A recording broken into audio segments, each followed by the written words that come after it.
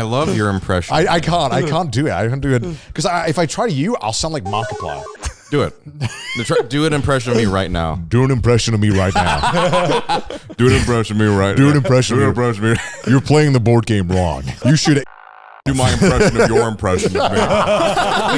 we just keep going lower. It's turning into a game of voice telephone. Okay, now do an impression of this voice. Tell me why you hate Bocchi. Testing 1 2 3 1 2 3 1 2 3. Hello. Testing. What's so funny, boys? You just came at it with an aura. Yeah. It's like you attacked the mic. It's like hockey. Yeah. So, Me getting ready to hear the worst takes of my life. dies of cringe. Welcome back to another episode of Trash Taste. I'm joined once again by the boys, and of course a returning guest, Sungwon. How you doing, man? Good. How about you, boys? I feel like I bring on like a disappointed parent. Yeah. It's funny. I saw a comment on the previous time I was on where someone would describe me as a general checking in on his anime lieutenants and all the bad decisions they've made. Right. So despite my better judgment, I have returned. We've changed a little bit though. We all did like I've played some games and watched the cutscenes. Wow. So The bare minimum. I'm proud of you. I paid attention. You came to my house and directly apologized. I did apologize. You did tell me you changed your ways. Is that true? Did he? He has started playing JRPGs. Okay. He played Chrono Trigger in Final Fantasy 7. Yes. And 8. Yeah. Oh, okay. And 9. What do you think? Which one's your favorite? 9. Good. Wait, out of the 3 Final Fantasies? Yes. 9. I think it goes 9, probably 7, then 8. Okay. Yeah. 9's the best one. All 9, right. I think 9's the best The one. way you made it sound like Connor went to his house and just like fucking forgiveness. That's Like, every fucking dog is on. Just That's not far. So, and then Yeah. do you still watch it 2 times speed? Yeah. He does. Yes. Unfortunately, that has. I mean, it is a necessary part. Not of all of my us can job. change, Not all of us, unfortunately. but No. Joey watched Arcane as well. Okay. I did. Yes, we had to force him to watch Arcane. Yeah. But it was good. I enjoyed it. Okay.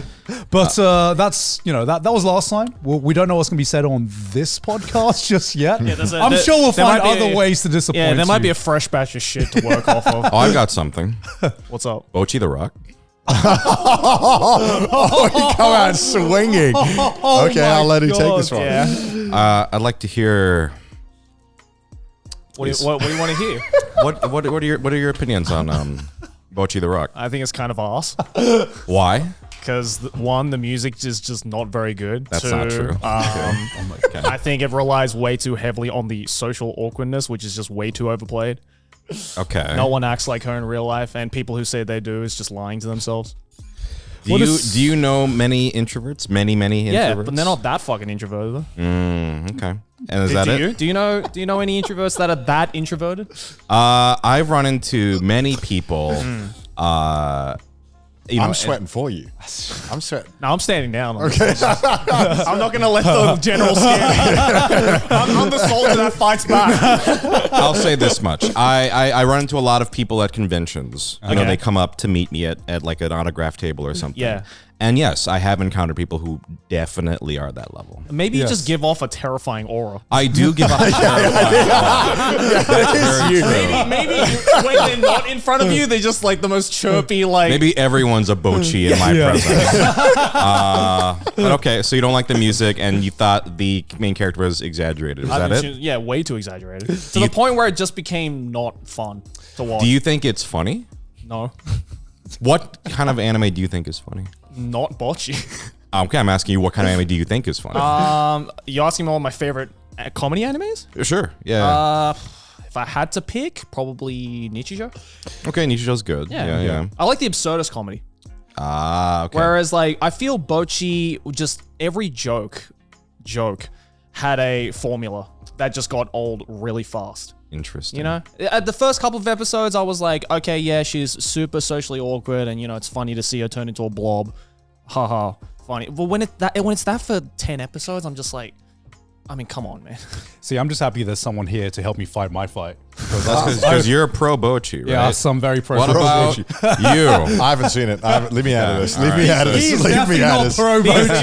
But I just want to. But just on the record, I don't stand for it. Yeah. Well, you don't have an opinion on it because you haven't watched it. I mean, it looks like the exact kind of show that was scientifically engineered to not be for me. What kind of show? So, okay, first off, I'll finish the Bocchi thing. Okay, sure. Like, ultimately, comedy is subjective, so I'm not gonna try to convince someone that something is funny. Yeah. Okay.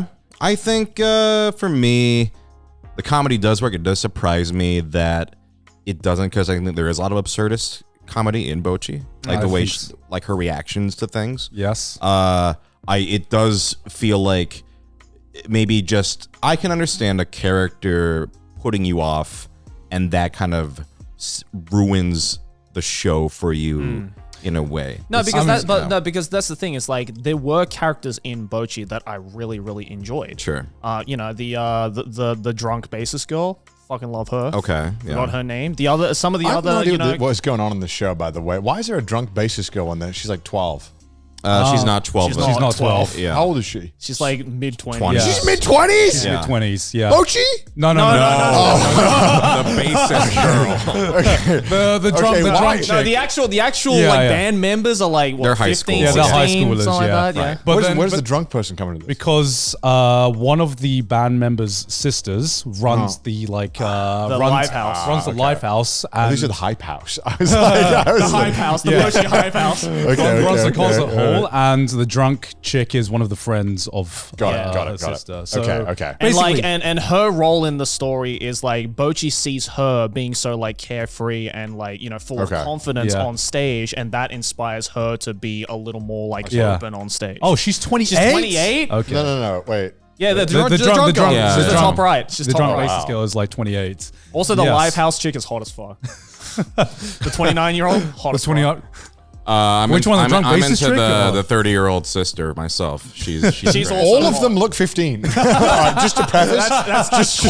That's called an art style. Okay, I just want to say, can we all agree they all look exactly the fucking same age? I mean, this is not a very, like, you're looking at this from really far away as well. This would be, if you had half If the you shit in go 4K, right up it would to be the it, same. you Really definitely zoom in look on way that older. Okay.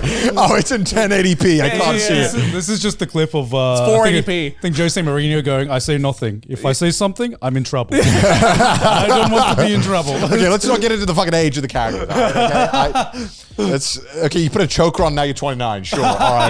Yeah, That's actually. the anime rule. Yeah. Okay, sure. So I'm presuming you're a big fan of the show. Oh, I love the show. Yeah. Okay. I think the music's great. I don't know what you're He talking is about. just. He is, What do you not like about the music? He is just wrong about It's the the music. most basic fucking Considering J-pop you I've like ever heard. K-On! Joey, I don't know how you can say this right now. I'm Oh, the sorry. K-On! music was way better. Oh my god. Man's in the hot seat. I like K-On! A lot, but Tomato, and Yeah. you're like, yeah, I'm. yeah. I don't know, man. It's just a personal thing, I guess. Here's the thing: if K-On! Didn't exist, let's say this was the first of its kind, do you think your opinion on it would have changed? Do you think there's some comparisons to K-On! Actually, what Because do you like it's about K-On? Because I want to know. Do you not like K-On? I don't like K-On. I love this. This is great. I'll fight you too. He's on my side now. Okay. Yeah. What I liked about K-On! is that it didn't take itself seriously, and it was just like dumb fun. Okay. Whereas with Bocchi, I feel like, I don't know, they're a little bit too try-hardy in some parts of like trying to tell like a deep story about a character like getting over her fears on stage and Man, if only we had popcorn right now. and I'm like, let's not kid ourselves. That's not the reason why people are fucking watching this show.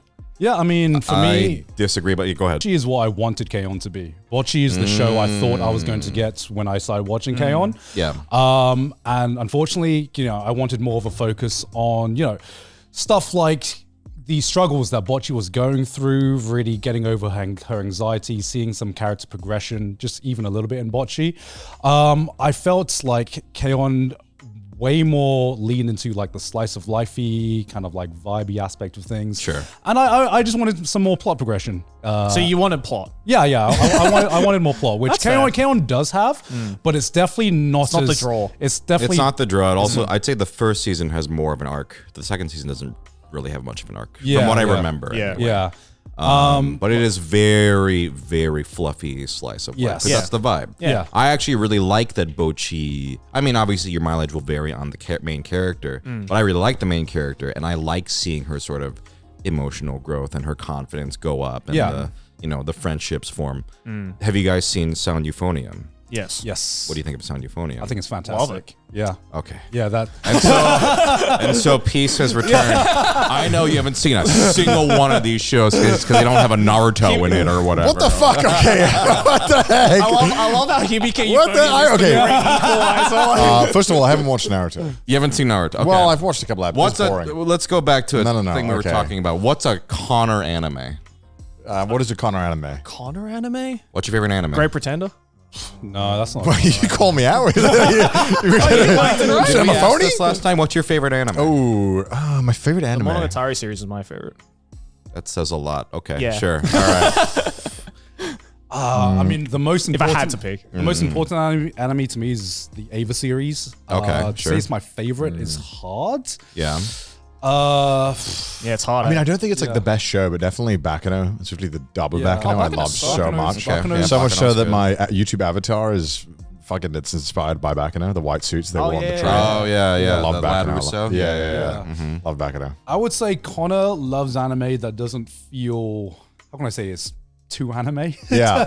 I'm very if adverse. it's set more in a, grounded. if it's set in a Yeah. school, he immediately doesn't like They it. talk about me like I'm like a pet, which is true. But no, it's the schools. The schools I'm not a fan of, and the whole like If it's too tropey, you know. Yeah. very tropey. Yeah. I'm not a big fan of. I guess. Okay, I've not watched Bocchi. I've not seen anything of Bocchi, but everything that I have seen of it looks like every single kind of trope and story like you would not element that I like. would Yeah. not enjoy Yeah. hearing about. And maybe there's something wrong with my brain where I can't like. No, you just know what you like. Yeah, Yeah. I mean, I'd say a lot of people just like they don't like the tropiness Yeah. of anime sometimes, and some people like me, I love that, and I love both kinds of like. I anime like out it there. sometimes. Like if it's done in like a tongue-in-cheek way, like not serious type of way, in almost like a post-ironic Yeah. type of way. Yeah. Then there's some where I'm like, okay, yeah, that's just fun and dumb. Yeah. But if it's done like a little too on the nose, then I'm kind of the same as Connor. I'm like, all right, yeah, I've seen this 500 And like times. the joke is before. that it's like always set in a school, but I think Yeah. that normally when an anime is set in a school, it normally means that a bunch of these tropes are going to follow that I'm not fond of. It's not Like the what? school. What are some examples of tropes you're not fond of? That's a good. I mean, I have to answer that. That's a good question. He's sparing no one. Yeah, no. That's fair. No, you want receipts, and that's totally fair. The hot seat is on. All right, it's fine. That's all I'm going to comment. Okay, so I think that. All right, so first of all, anything that is like too heavily like fan service element or like I'm with you on that. I don't. anytime like they that. have like any character that is like Meliodas is immediately a no. Anytime the character is so socially awkward beyond belief, it's not that I don't believe that is a thing that happens. It's just I just don't want to watch a character that's like, oh God, should I say hi to her? Oh, I don't know. It's like, yeah, I'm sure I had those thoughts when I was 12, but I'm not 12 anymore, and I don't want to relive those. And to me, that's not a compelling. Basically, I don't want to see a teenager being awkward because I don't want to experience that anymore. I've lived that see. enough. Okay. So all of those kind of tropes that follow that, anything that's like, if there is a like triple love triangle, I'm normally rolling my eyes. Okay. I don't know what fucking triple love that shit. love I triangle. That is just a love You- triangle. I can fuck with that too in the right show. like- It needs to be done right though. Yeah. The Because love so many times it's just done for the sake like of it. if it's a love triangle that's just like, the main character said something and you misunderstand, and then there's like this big misunderstanding, and then that there's Yeah, an every entire ecchi fucking manga. there's an entire fucking 2-episode thing on that like one simple Well, misunderstanding. that's why like I felt like you watch Oshinoko and you're like, oh, it's kind of an interesting premise, and then it quickly just becomes a is he going to fuck his sister or not story, and you're like, well, it's kind of not really. I was kind of hoping it wasn't going to be recent that. Oshinoko has been I would, fucking I would wild. argue that that's more the fandom. If Really? anything. Okay. Yeah. But that's like where it felt like it was going. You're like, what? I would say with Oshinoko, it didn't need that aspect so much, and I think Which aspect? the whole like best Brother. girl. Okay. The Yeah. whole like because it's not just like the sister. It's But like, that felt very like corporate, like a corporate decision. It's like, well, how will we sell the most? Well, yeah, because that's what people Let's love, have a right? waifu war. no, I just think okay. You think he just like that? I think he likes that shit, man. Which I can understand. I could fully believe that. I mean, but at the that's same time, this it is the felt. man that wrote Negima. Yeah. Which was like the most like, who's the wife? No, He's 30 of them. it's Kaguya-sama. Oh yeah, sorry, my Saga. bad. Yeah, I'm thinking Yeah. of Akamatsu. Yeah, my yeah, bad. yeah. Sorry. But because I think like Oshinoko has compelling drama and has some really cool explorations on like the Japanese entertainment industry, and then they were just Yeah, like, I agree. But also, let's just add a best girl war as well. Yeah, you're like, why? I don't know. Yeah. Did you like Oshinoko? I haven't seen it. Okay. Oh, That's why I'm sitting here, just Waiting. Okay. Okay. no, not waiting, just Yeah. observing. I thought you were like stewing a response. No, of, no, like, no, I've no. now. Have you watched Girls Band Cry? That no, came I've out heard this good year. things though. You would very much enjoy that. My Maybe problem, you will my as well, problem Joey. is for me, I'm always watching anime that's old that no one cares about. I'm watching through Gintama right now. Oh, that's fucking I love fantastic. You guys can agree. Yeah. Are we getting to the point where Gintama's old? I was just like, wait. I mean, it's getting there. I realized because in the beginning, Gintama was like, it took me a little bit to get into it. Yeah. I'm about 100 or so episodes into it, and I realized that it's just Animaniacs. The Animaniacs. Wait, is it? Animaniacs. Yeah, in a sense. It's like it's very much like, I mean, it's Animaniacs with like every now and then there's actual emotional stakes. Yeah. But it's three wackos just doing shit, and there's always references going over your head. Yeah. Yeah. Especially as an English viewer. Like when you watched Animaniacs? Yeah. Yeah, when you watched as a kid. I don't know. I just liked all the funny things going. Yeah, but they would always be doing like references to things you didn't understand as a kid, but it didn't matter, right? Yeah. Yeah, I'm enjoying that. That's a lot though. What do you mean? Gintama's long. Yeah. Yeah, but it's I good. commit. yeah. So But you've got a lot. You're playing a ton of board games. You're watching a ton of anime, playing a ton of games. How do you find time for all this? I think for me, board games are the big priority, which Yeah. I think Yeah. I saw you guys played Gloomhaven. Yes. How the hell did Yeah, you they see talked this? about it. Yeah. Yeah. Yeah. How'd that go? A lot of fun, but the tutorial was that took a long time You played to figure out. the regular version. No. No. We did We- the lions. Something. Oh, even Yeah. with that, it was still Yeah. tough? Okay. Well, it was just because I think that our friend Didas, he'd played it, and so he was telling us a bunch of rules that the thing didn't want to tell us about yet. So we were getting kind of confused and stumbling, and it wasn't his fault that it was that. We just didn't know either. Yeah. But it felt more confusing to learn about mechanics that were coming later, and then be like, oh wait, now we're supposed to learn about this mechanic. Yeah. Right. It was a little tough to get because you have to punch everything out. You have to get all the Sure. stuff, and Yeah. I feel like it was great playing board games with you because I didn't have to do anything, and you were like, I know everything.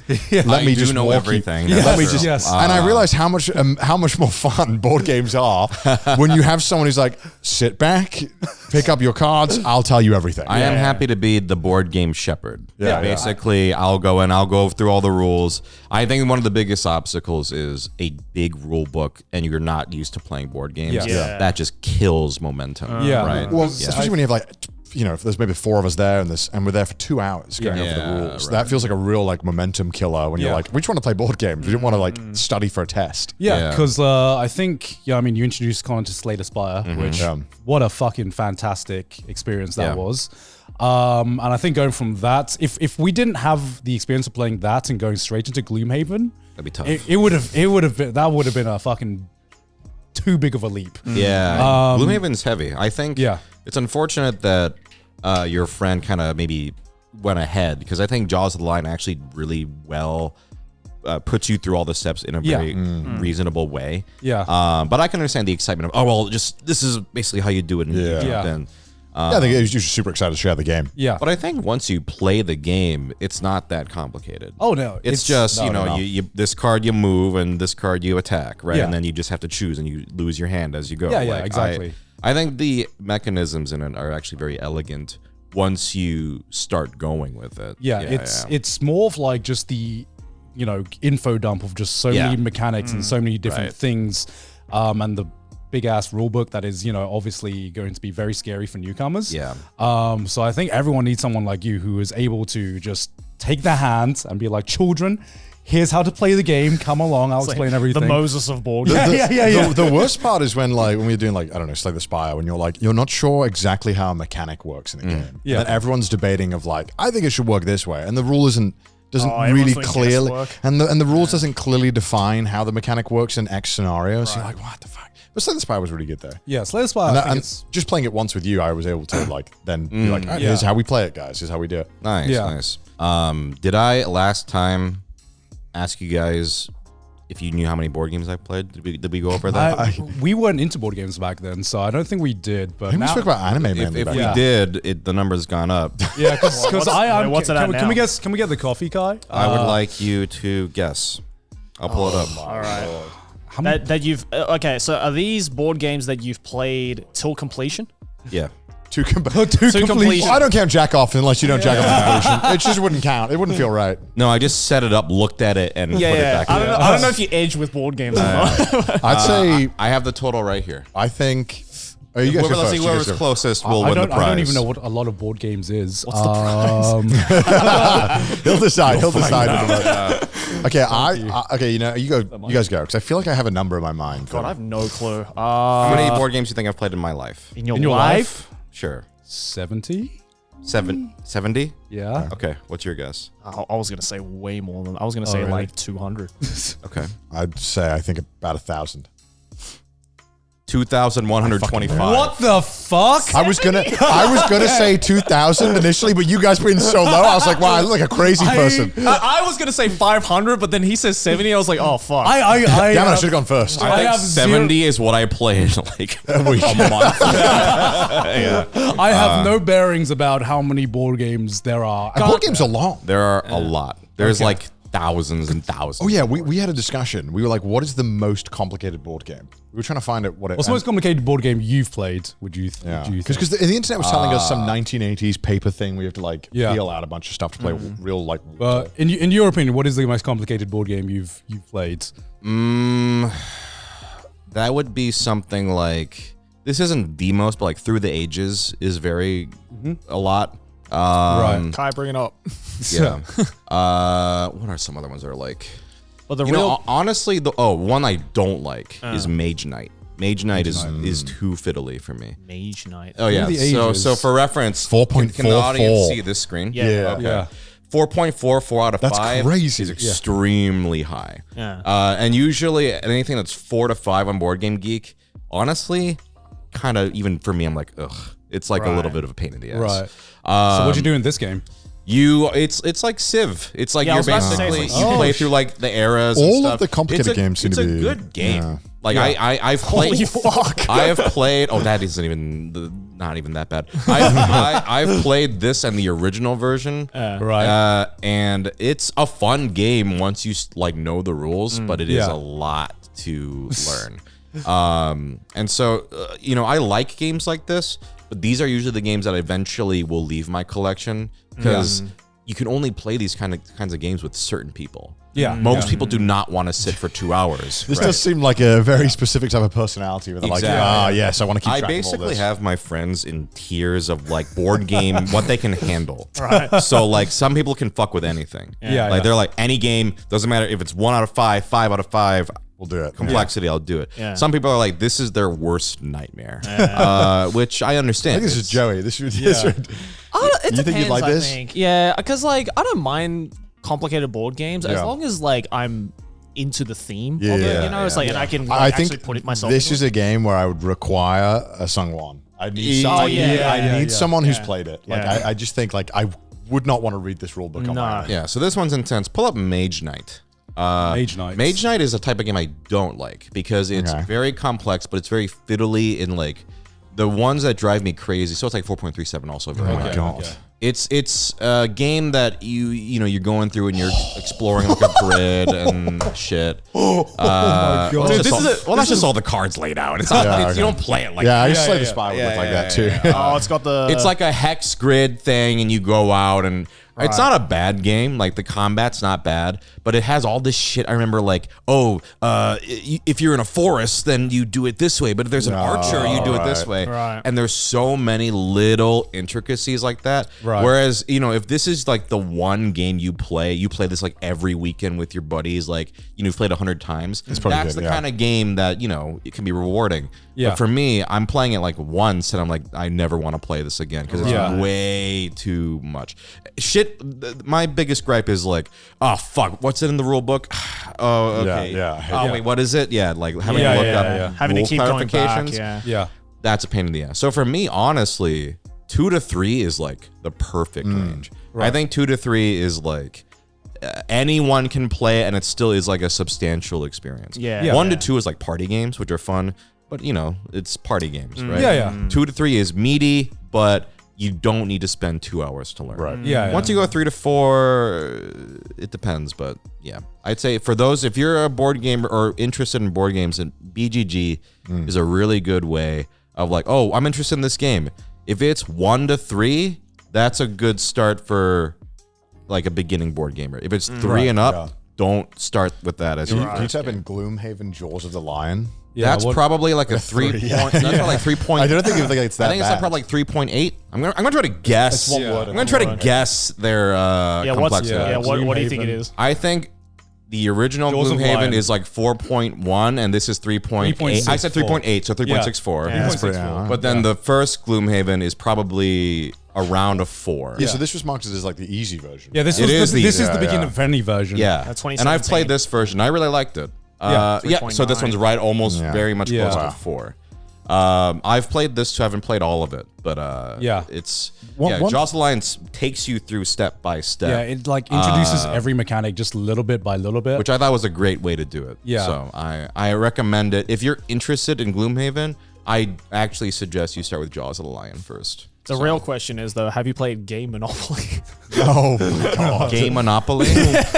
What is Game Monopoly? It's we exactly what found you it. think it is. Gay Monopoly. Yeah. Okay. Yeah. I thought you were saying game like a, like a Nintendo. no. Game So- Monopoly. No, so what's Gay Monopoly? It's Monopoly, but gay. And it's What are the circular. properties? Well, I guess it's just normal Monopoly, but a circular board. yeah, Because there's no squares. Yeah. It's because it's not straight. yeah. I guess So it's like, so if there was like someone who I guess had only played board games like, Monopoly, Risk, Sure. all like the, well-known mainstream ones. What is that? What is the gateway? What is the gateway board game, would you think, to get into the whole like board game culture and the board game world? That's a good question. What's Risk? What weight is Risk at? My guess, don't. I'm gonna guess it's probably around 2. Oh wow. Wow. This is a whole new game now. All right, pick one more game. I'll see if I can guess the complexity rating. Slay the Spire. That's probably like 3.7. Slay the 3 Spire. No, Slay. 3.5. That's my guess. Slay the 3.5? Spire. Slay the Spire. Yeah, Slay the Spire. Yeah. 3 point what? 5. 2. No. Oh, Wow. wow. Okay. Wow. That makes sense because it's actually not that crazy once you get into it. Yeah, So, yeah. I think I just told people when I played it, I was like, we'll come across it when we come across it. Because Yeah. I will say, especially like Slay the Spire versus Gloomhaven, did feel like a big step up in terms of like It is a big learning. step up, for But sure. but not so much the complexity; it was just the amount you needed to learn from that. Because I would say before doing this, I'd only really played party games and the normal board games. This was personally my gateway board game. Now that I've gotten more interested in it, but if I didn't have Connor, I would not know. Oh, he spread this. To me, Yeah, exactly. Because I didn't know we were gonna like when I went to your house. Yeah. I didn't know what I was getting myself into. Sure. Because I thought I was going to pick the stuff up. We're going to play some games, and I'll be like, all right, man, see you later. Yeah. But then we started playing, and then I was like, holy fuck, it's 6 o'clock. Yeah. I came over at like 12. yeah. And this says 30 minutes to 150. It was like we were going for ages. Yeah. It was longer than this, I feel like. Well, did we learn it? Or had I played it already? I think you'd. I think I forget if that was my first time. No, it wasn't. I don't think so. But anyway, it was something where, you got to teach that usually. Yeah. I also, these playing times are always a fucking lie. Like, it's not 30 minutes for this game. Yeah, if you're dog shit. If you die in the first, like, map or whatever. Yeah. I always tell people, if you see, like, 30, like, double it easily. Yeah, like, this like, is double. it doesn't include them learning the rules. Yeah. It doesn't include setting up the board, shit like that. So how did you get into board games? Like what started this like obsession? The first board game that really got me into was Forbidden Island, if you want to look it up. Forbidden Island. Forbidden Island. Look it up, Kai. What's that one about? I bought it on a whim. Back when I was going to Otakon. Oh, Did any of you go to shit. Otakon? I remember Otakon. I've never been back personally. when it was in Baltimore. So I just was with some friends at Barnes and Noble, Right. And I saw this game on the shelf. And I was like, "Hey, the cover's cool. And maybe it's gonna be some stupid game, but it might be good for a laugh." Yeah. And then it's actually very fun. And I still would recommend this to people who have never played a board game. It's just a co-op game, which you're going around, you're trying to pick up these artifacts, and like the island is like sinking as time goes on, and it's like, all right, race, can you get there, grab that thing, let's get to the ship and go or whatever. There's like 4 of these. It's like Forbidden Island, Desert, Sky, and I think Jungle is the newest one. But like it's just, this made me go, oh shit, like board games can actually, they're not just like, for kids, like, shitty Monopoly or whatever. Yeah. And this one's not hard to learn, and it's very exciting, like, especially with your first time playing. So, like, this was a good one. To answer your question before, like, I think I talked about this maybe the last time I was on, but, like, Pandemic is a good one. Ticket to Ride is fun. Oh, Ticket to Ride. Yeah, we played Ticket to Ride. Yeah, there's just, like, ones that are not crazy complicated, and, just fun. You guys ever play The Mind? I've never played that, no. I would pay money, and maybe your Patreon would, to pull up The Mind. Oh god, this sounds intense. The Mind. Mind. Yeah. 2018. So, it's just a God. deck of cards. I think it's like 1 to 100. Yeah, 1 to 100. Yeah. And you randomly get dealt numbered cards. You can't talk. And you have to play them in numerical order without fucking up. I have played this. Wait, Yeah. what? Yeah. It's just, so in the first round, you each get dealt one of the random 1 out of 100 cards. Oh, I should just carry games with me all the time. Just to force people to play them. I played this game, but I think it was like a different name or something. Or there was like a Japanese version or something. Maybe. Okay. Yeah, What but do you it think was, of it? Oh, it's so good. Okay. Yeah, especially when you have like quite a large number of people as well, like Right. 5-6 people. Sure. It just becomes chaotic. It sounds very stupid, but yes, you each get a card, and you just have to put them on the table Just telepathically figure out. without communicating. Without Well, talking to each surely other. you would just always play your lowest card, right? But so for example, let's say I had a 40 and you had a 12. Let's say he had a 30. He had a. Oh, it's not play like in yours. order. Oh, so you have to just You be have to like, play yours first. You have to like read the vibes of people. you have to look Yeah. around and be like, I think. oh, but we I won't might, have all of the numbers. Correct. Yeah. It's like, I that's think cool. I That's have cool. 12. I think I might have the lowest number. Because Oh. what it is you start, if you play with the same number of people or the same people over and over, you start to go, oh shit, like Connor like rushes or something, right? Yeah. Like he's always like going way too fast. Yeah. Like you put down a fucking 30, like it's way. So then the next time you play, it's like, all right, he's probably gonna jump the gun, so I gotta put my card out fast. It's you're just sensing Yeah, the just vibe. reading the room. Yeah. That sounds like a lot of fun. Yeah, that one is very fun. Yeah, Okay, and then lay the each cards down. level Yeah. you go up. Level 2, you each have 2 cards. And Right. The final level for 4 players is 8 cards each. Wow. Oh wow. And what's funny is, and then you have like a certain number of, you can mess up like a certain number of times. There's also Yeah. like an item you can use where if you all agree and raise your hand, you can all discard your lowest card. Yeah. So to make it to like, if you're like, shit, we're gonna like lose the game, let's use one of our throwing Right. stars. Oh, that's cool. Oh, that's neat. Yeah, That this looks really awesome. This game, what's funny, it's really hard, and I've only beaten it like maybe like a handful of times with friends. But when I visited my family one holiday, I got it on a whim, and we beat it first try. And my family was like, "Oh, this is not hard. And it's just a cute game. I was like, no, You're like pulling your I was hair like, are you out. kidding me? This is like crazy hard. But So you're like a board game sommelier. You're like, I think this one is a great time for a I 2013 actually vintage. do take pride in that. I mean, so what's a not to talk only about board games. Well, no, we Oh, got plenty I of would time. love We got to, plenty of because, time. I feel like we've played more since. What's a type of game experience you're looking for, or a game you like, or something? I'd say like right now, I would say I don't have too much experience, but Sure. the Slay Spire was so much fun, mostly because it was the first time I played a cooperative kind of like it was almost like turn-based card game, Yeah, but yeah. I'm used to like competitive card games, so Okay. it was the first time that I was working together with a team Got it. to clear something, and that was a really cool feeling. It felt like playing a co-op game. Aeon's End. Aeon's End. AEON. I bought this because you recommended Did you it. play it? I haven't played it yet. We're gonna do a night. So we'll it's play it. a deck building game, co-op Okay. game where you're trying to beat a boss, and it sends out like these monsters, and it's a little. I'm gonna try to guess. It's probably 3.4. The Aeon's End. Yeah. Aeon's End. 3.4. Oh shit! Oh, 2.81. shit, okay. Wow. I am over. Well, maybe they've had to like power creep it. You know? They've had to bring down the scores. Yeah. People got Interesting. Anyway, yeah. So it's about around a 3. So it's actually Okay. not too bad. Yeah. But it's a deck. You ever play a deck building game like Clank or actually Slay the Spire? Yeah, Yeah. Slay Slay the Spire is Spire, a yeah. deck building game. So it's a similar kind of thing. You're working together. However, you don't shuffle your discard pile. Okay. So it's part of the strategy. Right, Is right, like right. as you put cards in your discard pile, when you run out of cards, you just take it and put it back in your face hands. down. Okay. And so in it becomes- order. Yeah, you don't mix it. Oh wow. Oh. And so okay. it becomes this thing you can kind of make like combos and Yeah, stuff yeah, yeah. if you play the cards in the right order, knowing when you draw your hand that's later, cool. those cards will come Okay. back.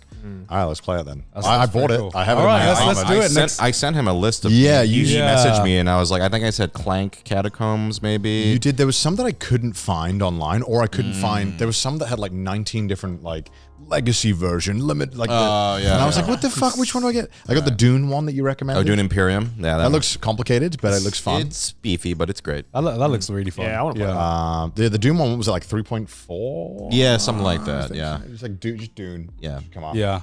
That one is worker Dune placement. Do you guys Imperium. know worker placement?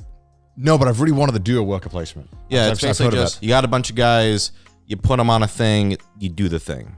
Yeah. That kind of thing. Right. Yeah. Yeah, this one looks awesome. I really want to do this one with the boys. And then I bought the zombie one. Yeah. Zombicide. Zombicide. Okay, that's fun too. which you also recommended. That's just like dice chucking, like, kill zombies, try to cooperative game. It's it looked great. awesome. Yeah. It's great. Zombicide? Yeah, 2012. Zombicide. Yeah, I definitely do like the RNG aspect of like dice throwing games for sure. That's why I love like Risk. As well. Okay. Oh yeah. You know, because it's just like you can strategize, but if your RNG But I feel is like bad, Risk RNG levels out because you dice roll so often. Yeah. that you do kind of get the average. Well, I think it's a good. But it's, you know. it's a good balance of like having that random element, but you do it enough times that you can. Percentages are on the side of the right I completely place. disagree. Risk sucks. You think so? We had a great time playing Risk. That's good. I'm happy for you. I played the Risk Legacy. Legacy games? no. Legacy games are the ones where it's a campaign and you permanently change the board. Oh. So it's like, imagine Risk, but like, hey, depending on how shit went down, a sticker might go on this country. Right. Or like you rip up this card or whatever.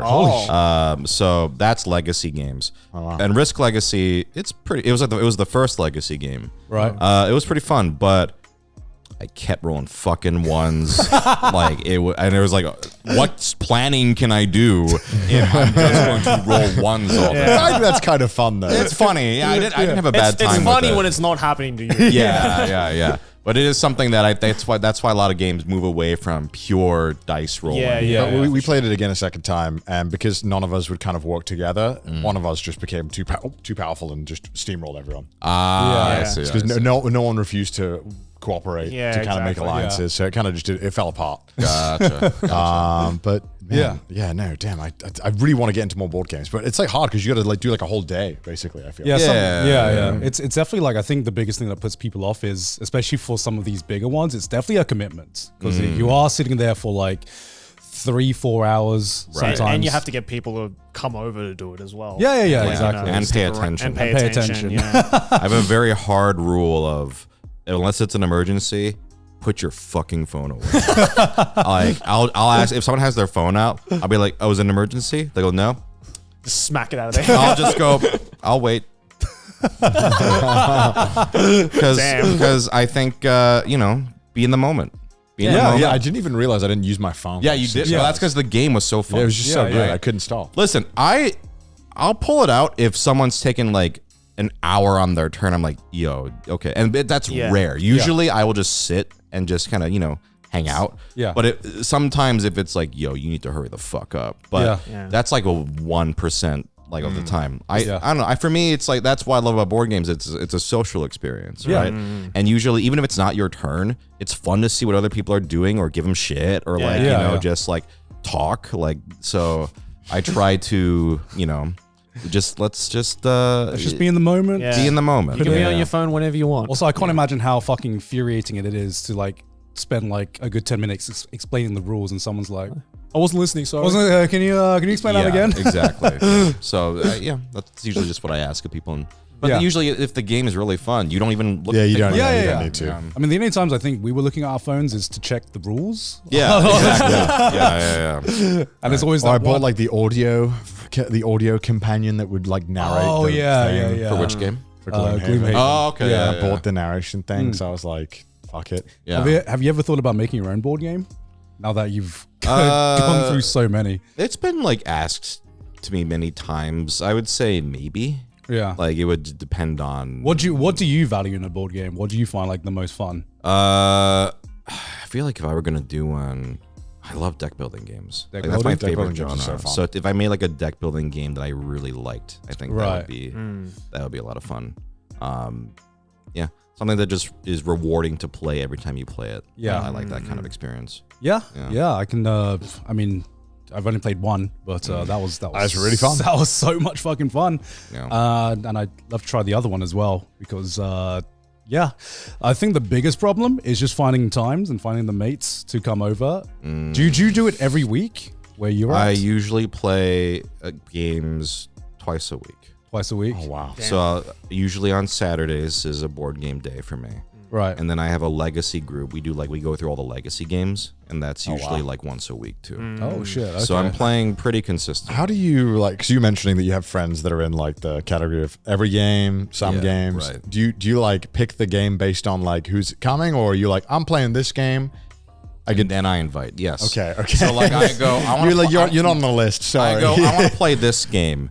Who would like this kind of game? Yeah. Because I don't want to just invite No, people no, and of they're having a course. bad time. Yeah, You know yeah, what yeah. I mean? So Yeah.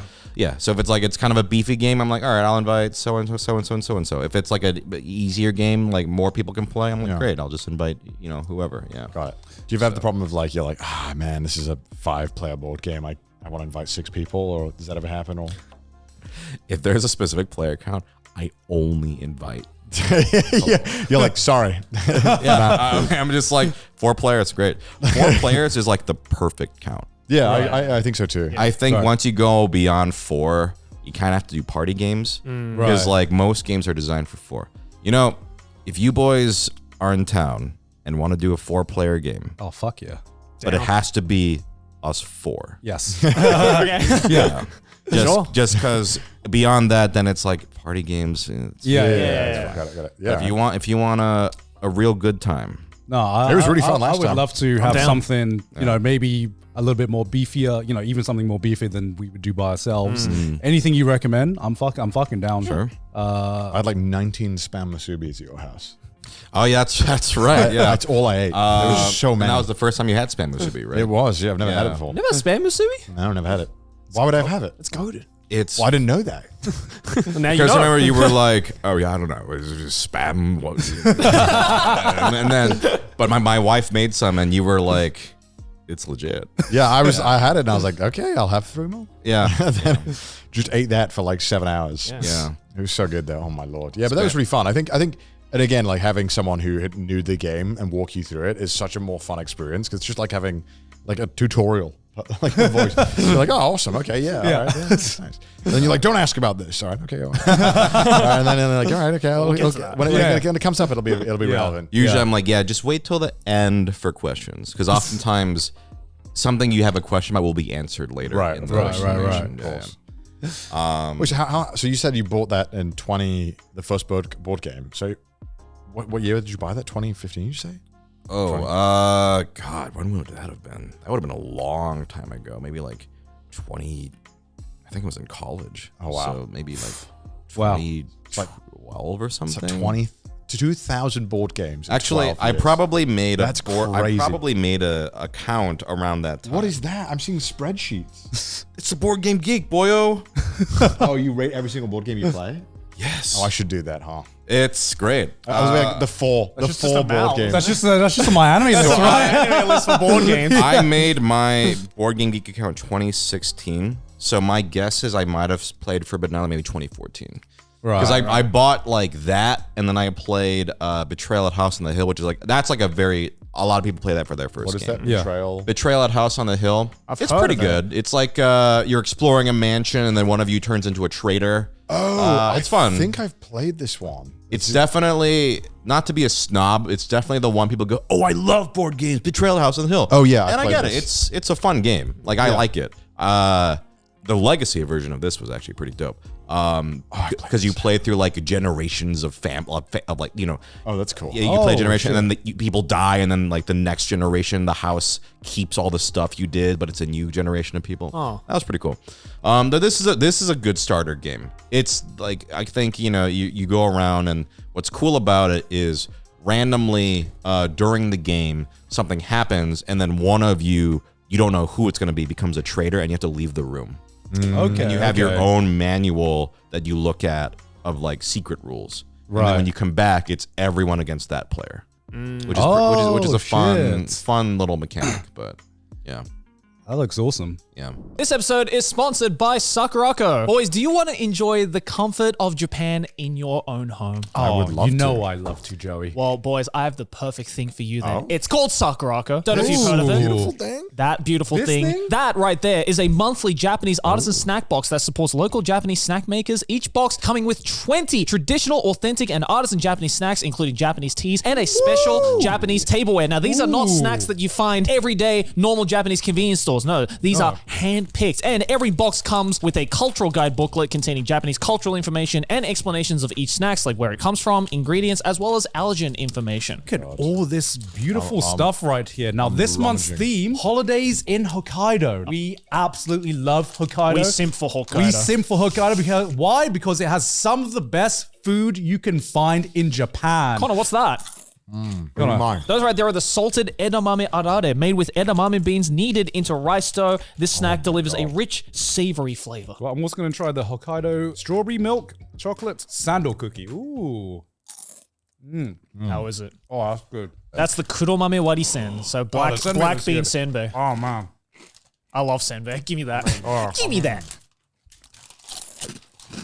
This paired with the tea that you get in every single Sakuraco box would kill. This month we have the Hokkaido Genmaicha. This is Hokkaido brown rice with Shizuoka green tea. There's also the tableware for this month as well. That's a shonzui flour dish. Shonzui, also known as a blue flower porcelain style, was originally created by Japanese tea masters. I'm just opening everything. This one's amazing. White chocolate raspberry puff. Yo, that looks amazing. That looks fire, man. Head to Sakuraco, that's sakura.co, and use code TRASHTASTE at checkout to get $5 off of your first Sakuraco order. Back to the episode. Are there like different, like, what are like the different genres of board games, would you say? Oh, there's a lot. I mean, I just scroll. Yeah. When you scroll down, I just noticed that. Look at all these categories and Oh, yeah. down. Oh, mechanisms.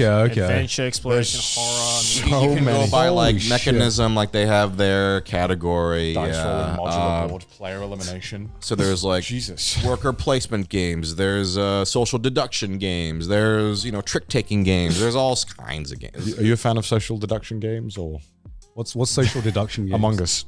Oh, Werewolf. I love social deduction. Really? Oh yeah. Because you love torturing people. Yeah. Yeah, I did. Have you guys played Secret Hitler? I have played that. I have not actually. played Secret Yeah. What'd you think? I thought that was a lot of fun. Okay. Can't remember much of the mechanics because we were pretty inebriated when someone took it out. Is it like one of the best ones, you say? It's one of my favorites. Basically, it's, you know, you got, you're the, what the fuck are they called? The bad guys are the fascists. Your liberals are fascists, and one player is a secret Hitler. Yeah. And basically, the fascists know who's on their team. The liberals don't. And Hitler is secretly on the fascist team and doesn't know who they are. Right. And you're trying to pass a certain number of liberal policies, while the fascists are trying to get 6 red cards. Okay, that's pretty fun. It's great. It's I've said one of my favorite things about a game like this is I love to see the hope die in someone's eyes. I have Jesus Christ. I have successfully. There have been games where people trusted me with all their heart. They were like, I can't trust him. I know Sungwon is legit though. I know he's on the good guys team. And at the end, they see me in a different light. You want to be a monster. I love these kinds of games. However, these kinds of games, you got to warn people because they can get... It's going to get emotional. Heated. They might not become your friend at the end. If you're someone who's going to actually get your feelings hurt, which is fine. I think that's not, you know, if you know that about yourself, then I would avoid a game like this. Yeah. But if everyone is there just to, yo, let's fucking go, you know, we're here to play, no hard feelings. Yeah. It's a great time. God, I remember last time I played this, I got heated because I think me and my wife were on a different team, and I can tell when she's lying. You know, it was so obvious to me when she was telling a lie. Yeah. But the hard part was convincing everyone else that she was a liar. Surely you just said, trust me. Huh? Just be like, I know. Trust me. I mean, here's the thing. Because the thing is, because I had to convince Emily that Sydney was lying. Oh, no. And unfortunately, I had previously lied to Emily. So, Okay. so that trust was broken, and so I had to fight. I had to fight this thing of like, no, this time. Actually trust me. Actually fucking trust me. Have you seen any like massive meltdowns over board games or like big fights during a board game because of like something to do with the mechanics? No, not like external drama. These kinds of games will make it happen. I won't go into specifics, but sometimes I go like, ooh, there's an actual fight happening. But it's few and far in between, I think. I think for the most part, it's like a fun kind of, your hope dies, you know? Right. It's like the fun version of that. Yeah, fun way. You're like, you hope. son of a gun. Yeah. You've betrayed me. Is there like a drama in the board game community? Is that like a thing? What do you mean, like controversy? Yeah, do they have like controversies about stuff, or is it a pretty chill? I think it's pretty chill. I think maybe stuff about... How would you get controversy? Like, Well, I know because they like always that board there's game like L-Take. well, it's like a community, and I know that I'm sure there's something that like maybe a game came out one time that did something that was like reprehensible or had like DLC. Do you think there are elitists in the board game? Of course, there there are. must be. Yeah. The only things I can think of are like sometimes like a Kickstarter goes really bad. Right. Like they just fuck it up or whatever. Yeah. And then the other stuff is like your typical, oh, this game came out with a new version because the previous version was kind of racist, so they made it not racist, and then people are like, It's not racist. you know, that kind of thing. That's the only thing I can think of. But for the most part, Pretty chill. I think they're pretty chill, I think. Is there like a, let's say something like a fucking, I don't know, Jujutsu Kaisen, where a lot of people are like, it's popular, but so many people are like, it's overrated. It's overrated in the board game world. Munchkin sucks. Munchkins. You know Munchkin? What's Munchkin? It's just like Look at Munchkin. Okay. it's like a card game. fascinating. You're like always, you're just like, oh, haha, I play this card too. Oh my god, I've played this one. I hated this What one. the hell is this? That's not good. I did not like this one. I don't like it. It's fine. It's just like a, haha, I play this card and I beat your card, and you like go up on points or whatever. Right. It's like kind of a joke game. It's fine. Right. Yeah, I'm not a big fan of it. So that one can eat my ass. What's your opinions of Cards Against Humanities? Oh, fuck that game. Yeah. Good. Yes. Good. That's the right answer. Yes. Yo, Cards Against Humanity. Or like any of those kinds of adjacent games are just Like, if you're gonna Whatever. play a game like that, there's just the one that's called Say Anything, where you just write your answers on a marker board. Yeah. Then it's like, okay, you can have fun with that. Yeah, yeah. But like, ha ha ha, Hitler, ha ha ha. It's so funny. Yes, I don't know. It's yes. like, no, fuck Cards Against Humanity. Yeah. So God. I will refuse to play Cards Against Humanity. Yeah, smart. Yeah. I'm getting to that point, and I was just like, okay, well, if someone said it sucks, then I can. But for some reason, it's always that one card game that every house has. I need to show people better. There are way better party card games. Just One. No? Just One is a very simple game. You all have like a little marker board thing, and you're trying to get like each person. Let's say it's Connor's turn. Yeah. He's trying to guess this, or we're trying to get him to say the word, I don't know, turkey or something like that. Right. And so we have to write clues, and usually have like 5, 6, 7 people. Yeah. You each write down a word, and on your own. But if you reveal and any of you wrote the same word, they cancel out, and you can't show them. Oh. So you have to think of words that the other people aren't going to write. Oh, Because what's going to shit. happen is once we all reveal, because Connor has his eyes closed or whatever, Yeah. and then it's like, all right, oh fuck, Gart and I wrote the same thing. We block it. Right. Connor has to guess the word based on what's left. Oh, so if you would like turkey, it'd be like meat. Okay, so cancel. we could actually, yeah. So like, pick a word, any word. Television. Television. All 4 of us think of one word you would say. We'll say it in unison. Okay. So television. Okay. Okay. Okay. Ready? Yeah. 3, 2, 1. Static. Broadcast. What did you say? Program. Static. Okay. I'd probably get that. Yeah, I'd probably. So that's an example of how you. But if you would- both said like static, if we both Yeah, said yeah. static, Yeah. then ours would be Oh, canceled. that's a pretty cool Yeah. idea. And so it's not something you would play with 4 people, because actually what's great about BGG, BGG is getting a lot of publicity. What's one of the best features is you see that best 6 to 7 under the rest of the Yeah. players. Yeah. Every board game, they tell it's you the the best. best player count. Okay. So just one, you should play 6 or 7 because you need enough people Right. to cancel to each other have out. to make it Yeah. interesting, Yeah, yeah. right? If you only have 3 players working for Connor, then it's Yeah. just like, well, we're probably gonna. Right. Yeah, Yeah. yeah, Yeah. So yeah, Cool. That and the weight. I'm telling you guys out there who, if you're interested in board games, Board Game Geek is indispensable because you couldn't pull up any game and go, oh, the weight, oh, it's 1 to 2. Okay, that's an easy game. How many players? Oh, 6 to 7. Because sometimes some games are listed like, yeah, they said have outrageous ranges. yeah, but some games are listed like, 2 to 6 players, but the best player count is actually 2. Yeah. Aeon's End is one where I think it can play well with anything, but I actually really like how it plays with 2 players. Right. So like that's a really good guide of like, oh shit, is this good for my group? I have like 4 people. Right. That's the kind of thing that you would That makes sense. Yeah. use it for. This is not sponsored, by the way. Yeah. We are shouting this out a lot. Well, I'm sure that- I'm if you sure- want to send us some money, I'm sure there's a massive part of our audience as well that wants to know, like, wants to maybe play some board games with their friends, but just doesn't know where to start. Yeah. Because, a lot of the time as well, I feel like when you're not in a friend group that plays board games, you have to be quite confident in recommending it, being like, no, we should play this. It will be fun. Yeah. And I think you need to have that confidence, but you don't know unless you've played it, right? So I Yeah. guess maybe having something like this where it's very easy to explain is a great way to get people kind of into it. Right. Yeah. Right. But then it'd be sucks when you're like 6 to 7. All right, 3 of you leave. We're gonna play Slay the Spire. Yeah. All right. I need to piss quickly. Sure. Yeah, some party games would be great to Party have. games are really nice to have. That Mind one looks really fun as well. Yeah. we can play a lot of these on Trash Teams. Yeah. Really good one is Perudo, Perudo. Liar's Dice. Okay. You know that game? No, can we search this up? Perudo? Yeah. How do you spell it? Peru, like Peru? Erudo.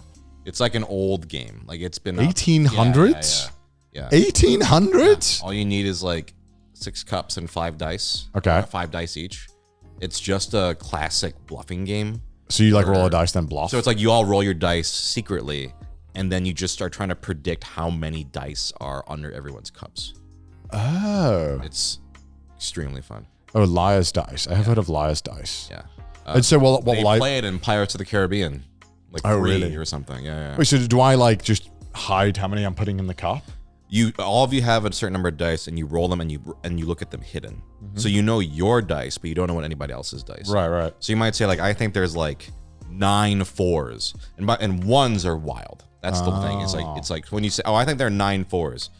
then the next player has to either raise that and go, I think there are 10 of something, or they can call your bluff and say Dudo, and then you challenge and see who was right, who was wrong. Whoever was wrong loses the dice. Oh, and then the last person with all their dice wins? Yeah. Oh, wow. That sounds fun. I was ranked number 1 in the world. Fuck off. I'm not exaggerating. How do you get ranked number 1 in the world at this? Board Game Arena. What? I was ranked number 1 in the world. At Liar's Dice? At Liar's How? Dice. I was very good. What's the strategy? Like, how do you ensure when? I'm not giving away my secrets. Okay.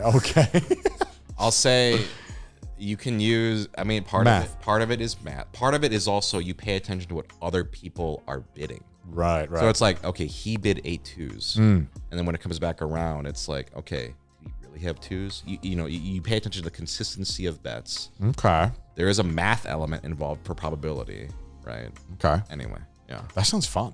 It's very fun. Duff beer. Yeah, they have a Simpsons version, I guess. Oh, okay. Because why wouldn't they? Yeah. Liar's Dice, you ever heard of this game? Yeah.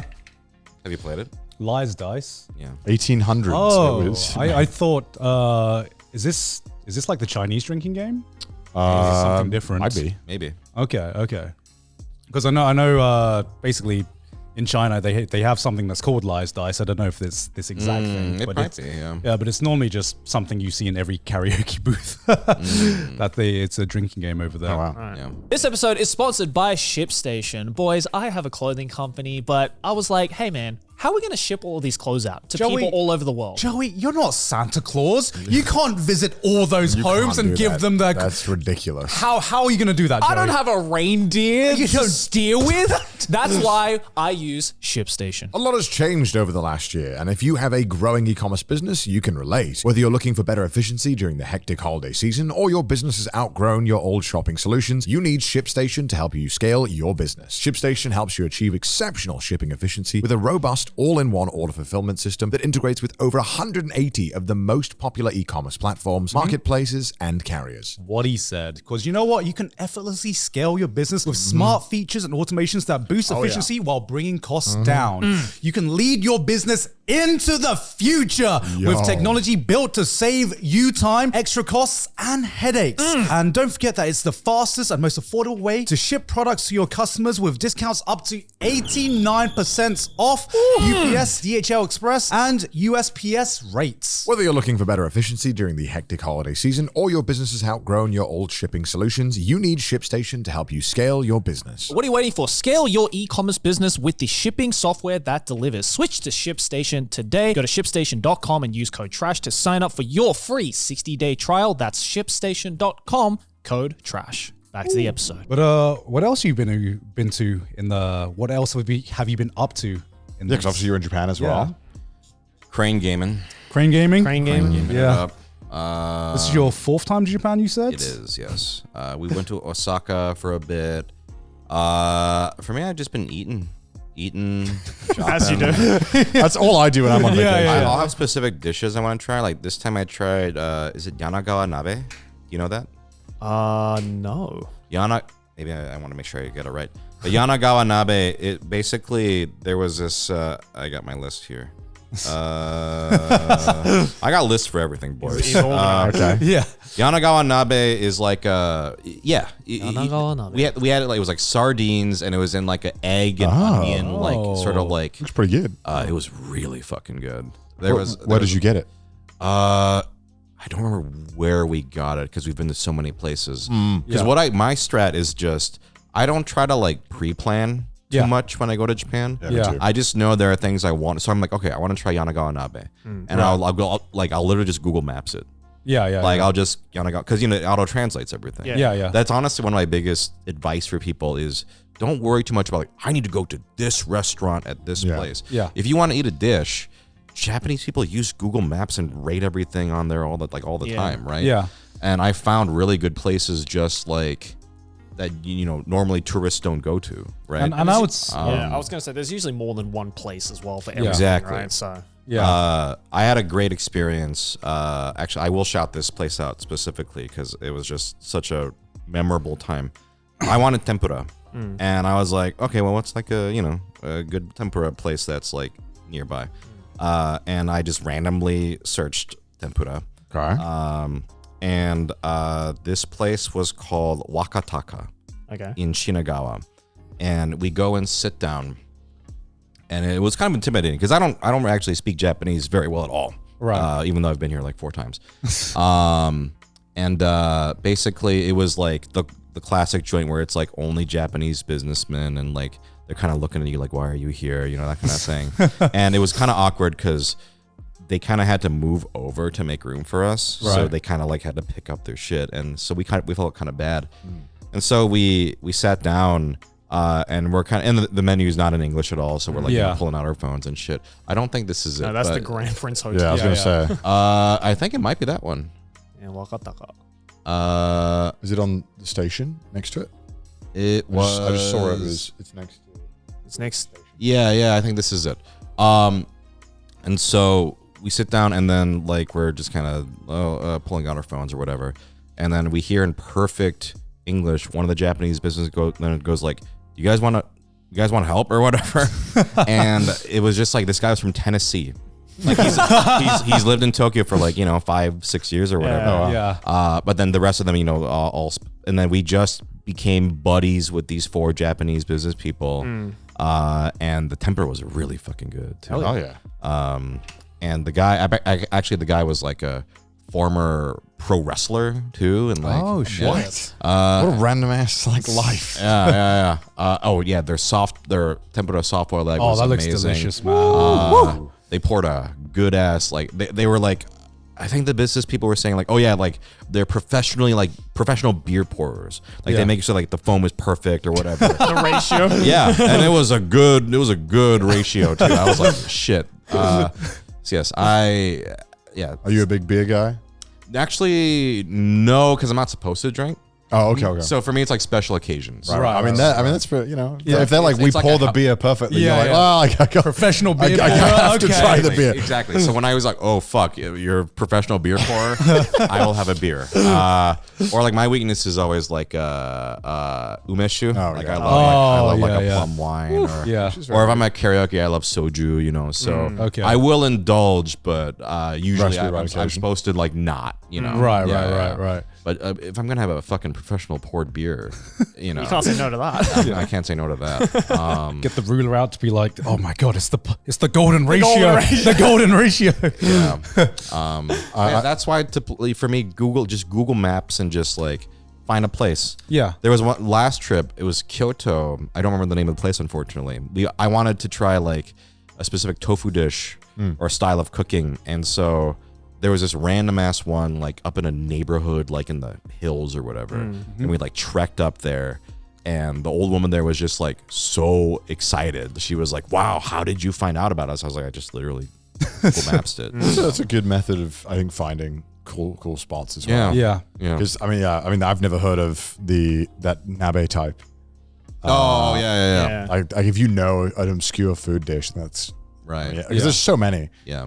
So once I tried Yanagawa Nabe. I tried aburo soba for the first time. Oh, that's So fucking good. which one did you go to though? It was one in Ikebukuro. Oh, okay, yeah. yeah, My but- favorite abura soba place is it's in Asakusa. Oh, okay. It's like on the outskirts of Asakusa, but it's so good. I'll have to hit you up for Yeah, specific I'll let you know. restaurant recommendations. When you said that the businessman spoke perfect English, I've had the opposite Yeah. awkward interaction where I was speaking to a person who in Japan who looks Japanese. Yeah. I go, "Oh, I don't speak Japanese in like perfect English. And I'm like, is that just racially profile? But I mean, I'm in Japan, so like, if I see an Asian person, I should speak Japanese, right? It's like, just give me this one, man. It's like I was like I felt bad that I was like did I just like hurt this guy's feelings as well? That like does he feel bad that now he can't speak Japanese, or like, oh, am I the asshole? Like I don't know what to do here. Like what can I win in this situation? You can't. Yeah. If I speak English, I'm an asshole, right? So he goes like, see what I'm saying? Yeah, you're like, It's true. It's not an unreasonable assumption. Yeah. right? I'm sure he probably gets that a lot. Yeah. Probably. If he's working in Japan, unfortunately. But yeah. So you've been here for 2 weeks almost. Most of the time in Tokyo, or have you like gone Mostly around? in Tokyo and then just Osaka for like three days. Okay. Yeah. So I'm guessing you've already done like in previous trips, like the big fucking tourist spots, and you're just like chilling out now every time you come back to Japan. I'll still hit up tourist spots because I'm just a fucking degenerate weeb. So like I know Akiba is overrated. Yeah. But Yes. I only go. There's only 2 spots in Akiba I go to. Yeah. Like I've gone enough times where I know it's this figure shop and this figure shop. Yeah. So that's kind of nice when you go. I've been many times. It's not like, oh wow, and then you just kind of go around. You're like, all right, I'm here. I'm gonna go this one. Check what they got. I got a bunch of good shit. All right, let's go. Yeah. I mean, it's changed so much, especially because everything's kind of moving online now, where the figure stores aren't really the deals that they used to be. Yeah, a lot of the figure stores are closed down now in Akiba. Yeah. Yeah. It's just like, oh, no one comes in physically to buy these anymore. Because if you know how to type the figure in Japanese, you can find any figure. Oh, Yeah. yeah. Like Mandarake has like everything. Oh, dude, you go to Mercari. Yeah, It's just Mercari like, too, It's yeah. like half the price, and the quality's Yeah. just Yeah, because people are like, you know, as well, like now, most of the stores in Akiba that are on like, especially if they're near the main street, that sell like old retro video games, like if they sell like Nintendo 64 or SNESs, like a lot of the times they are marked up quite heavily. Yeah. Even though they seem cheap to, if you're from America or the UK, because you're like, this, you would never be able to get Nintendo 64 in box, full stop. yeah. Yeah. But on Mercari, you can get it for like, or Yahoo Auction, you can get for like $10, like $20. exactly. I don't quote me exactly on the price, but around that, it's very, very cheap online. I have some friends who are into retro games who are with me on this trip, and yeah, they were saying the markups were pretty bad. Like Super Like Potato, Super Potato Super is Potato's like way up. insane markups. well, because it's like the easiest to find store in Akiba. Yeah. And they know it. And it is like the retro game store. Yeah. as I well. still think it's cool to go to and show people like just 2 floors of all retro stuff. Like I think it's visually cool, but a lot of the times if you really want something, just look online. yeah. It's the sad truth of shopping in 2024, 2025, right? Just look online when you But found you know, the thing you there want. is a nice feeling just going to an area and just like not Look, knowing. if it's like 200 yen difference, I'll buy it in the store. Yeah. You know what I mean? exactly, But like, if it's exactly. like, dude, they've marked it up 3 times, man. I just, and I also don't want them to like make money off this because I think this is a bad practice. Like yeah. like I don't want to buy. And then now they're all doing what they do in GameStop, where everything is slowly becoming plushies anyway in a lot of these game stores. They're like, what do you mean? Don't you want a Mario plush? Like, no, I want a fucking GameCube controller that's orange. Yeah. and then I'll hit up like Nakano Broadway and stuff. Oh, yeah. Oh, it's a really good spot. man. Yeah. I got a really good. Any of you watch Hajime no Ippo? This old man had there's a Takamura figure, and it was on sale, and I don't think anyone ever asked to find this figure. Yeah. because there was another figure. I was like, oh, how much is that? He's like, oh, I forget exactly how much. But here's one that's half the price on sale, and it was a giant fucking figure of him too. So that was one of my good finds this time. Hell yeah. Yeah, stuff I like that. personally, I think you can find cooler stuff in Nakano Broadway. Yes. Yeah. Just because it's, Akiba is sometimes very much on like the mainstream or the waifu kind of like And side any of things. store that's I've like always- you go there, it's a wall of Demon Slayer, Yeah. One Piece. Like, nope. Yeah, I've always said Nakano Broadway is like the hipster Akihabara. I mean, it is. know? It is. The There's best also ones are good the ones where foods. just like fucking full of. It's just glass cases of random shit. Yeah. Yeah. Because it's yeah. just like a yard sale at that Yeah. point, right? Yeah. Because isn't it like they're like individual boxes? Are, Yeah, that you rent out the Yeah. box. yeah, it's Yeah. just like, oh shit, there's like a little figure I never see from a show. You know, Yeah. Yeah. that's what I'm looking for. For sure. And it's like sometimes you see a figure and you're like, wait, they made a figure from this show? Exactly. This show that nobody watched but me? What Yeah. the fuck? Oh, I mean, this is one of my favorite figures that we have. That's a good one. Yeah, I have that's- this one. that's a good Yeah, This is yeah. so good. That's, I've never that's a seen it. weapon. Yeah, and what was the other one that we found that was really cool? We found a lot of really cool Yeah, well, I mean, ones. we sold. I have that gave Lego a lot of them away. Shi. That's a good one. I like that other one as well. Yeah. Are all 3 of you figure guys? This one was Like sick. figures? Not Oh, yeah. so much Not anymore. so much anymore. I've just mostly run out of because space. run out of space. Okay, yeah. Yeah, I think I'm just getting older. Yeah. I'm appreciating figures less and less. I think I still like the really big ones. I think are really cool, and especially the craftsmanship that goes into making them is really impressive. But something like, like those $20 ones you get from the Crane game. I'm kind of indifferent to I those definitely now. get very picky. Yeah. I still buy figures, but Yeah. for me, it's not necessarily like the price matters. It's what it's from. Yeah. Yeah. Well, I imagine so- if you voiced a character as well, you're Yeah, more do likely you, to do, be you, like, do you collect every character you voice? 100%. I specifically search for stuff that like so actually this trip I found some really good Ranking of Kings ones. Oh, So fuck like yeah. it was just like 3 of them there. I was like, fuck yeah, instant buy or whatever. Yeah. Oh, yeah. Whenever I voice a new Pokemon, I'm always like, give me the Pokemon card. Yeah. Hell yeah. So no, Just gonna make your own case where it's like this is me. This is all me. Oh, I already have a section of my shelf. It's all the. What a flex. It's like Nekomamushi from One Piece and stuff like that. Yeah. So. Have they made Senshi stuff yet? Is that? Oh yeah, I got that Nendoroid coming, and I don't even usually buy Nendoroids, Yeah. but I'm gonna buy the Senshi Nendoroid. Wait, you went to the cafe as well, right? In Osaka. Was it delicious in Osaka? Was it good? Which it cafe? was they had a delicious dungeon like collab. Yeah. You know, I went to 2 different ones. Alright, I went to alright. one in Joypolis. Okay, wow. They have one in Joypolis? What was it, Sonic? No, it was delicious in dungeon. They had that in Joypolis? I thought Joypolis was Sega. Am I crazy? It is, but they had one there. Oh, okay, wow. The food was. The food is never good in these cafes. Yeah. So with well- that in mind, I thought the food at the cafe in Osaka was like pretty good. The drinks were good. I liked the drinks. Yeah, Yeah. I've It's been kind of hard to fuck up a drink. Yeah. Yeah, because they just put I hate it when they put jelly in it. Stop putting jelly in these fucking drinks. I don't know. I can fuck with jelly. No, jelly's fucking all. I don't want to. I He's a want to certified drink. jelly I'm hater. a jelly He hater. hates jelly. And also, All right. I've I been think to we need the. to boil. We need to talk about food Okay. hot takes. Okay. What are your food hot takes? You don't like jelly in drinks. There doesn't like jelly There are no full stop. food. He doesn't hot like takes. oranges. You don't like oranges? No. I think orange A flavored fan of things are scurvy? bad. Are you? I eat limes. How about any hot food takes? I have none. None. You have none. He has the most. Sure. I don't know if you heard this because this is a famous one. He doesn't eat condiments. I don't like ketchup, Like, mayo, full stop. mustard. No condiments. Anything that's like gloopy. Yeah, So like, if you get a hot dog, I raw dog that shit. you raw dog a hot Yeah, dog. yeah, yeah. That's crazy. That's Just diabolical. give me the That's hot dog. diabolical. You know what's the most diabolical? When he goes to McDonald's, he orders nuggets with no sauce. Yes. Do you get to order a burger with no? It's just patty and cheese. In McDonald's you normally have the sauce in it, but if I get a burger, normally I just patty and cheese. That's all I need. Sometimes there's bacon on that. You could have just said yes. Yeah. You were like, well, there's more to it. Really, the lettuce is a source of the grass. Yes. I will do that if the place has a really good patties. Yeah. I will actually. Yeah. Listen, you ever have a smashed burger where they like Yeah, of course. smash and like make a crispy griddle? Yeah.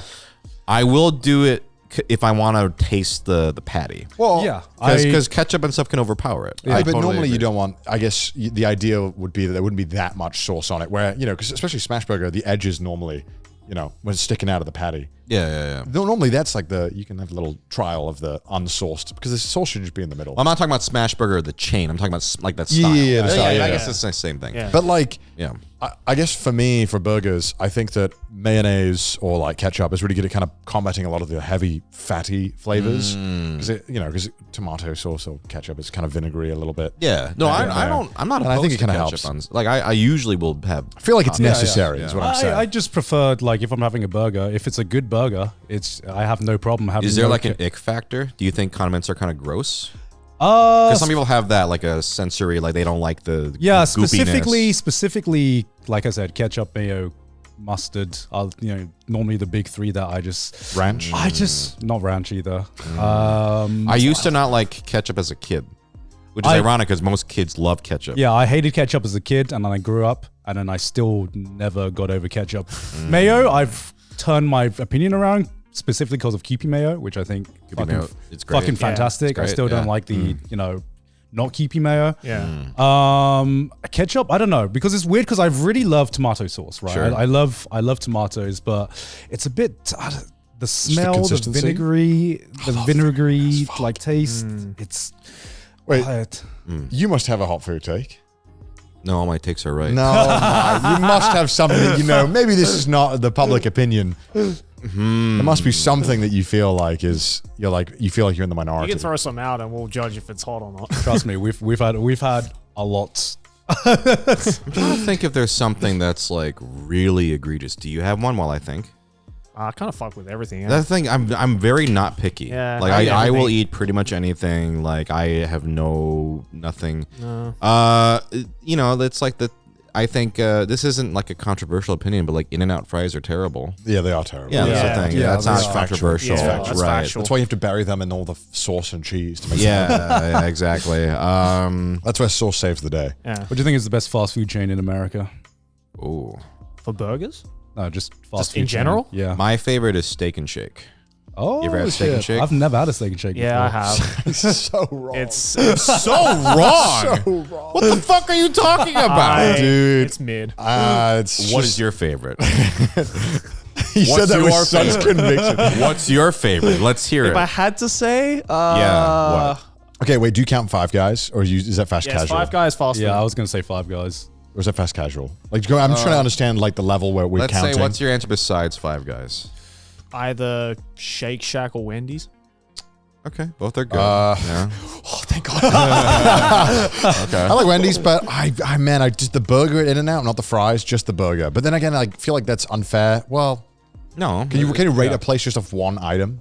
I guess it's Yeah. yeah. That's the thing they do well. In-N-Out, Yeah. In-N-Out, yeah. I genuinely like the burgers at In-N-Out. I know the main draw is the value. Is that Yeah. you get a great burger for a very reasonable price. Yes. Yeah. But I genuinely really like the burger. All right, the burger is good. The fries are the worst, diabolical. but the Diabolical. burger is pretty damn good. Why can they not just make the fries good? Because they're relying too much on the burgers.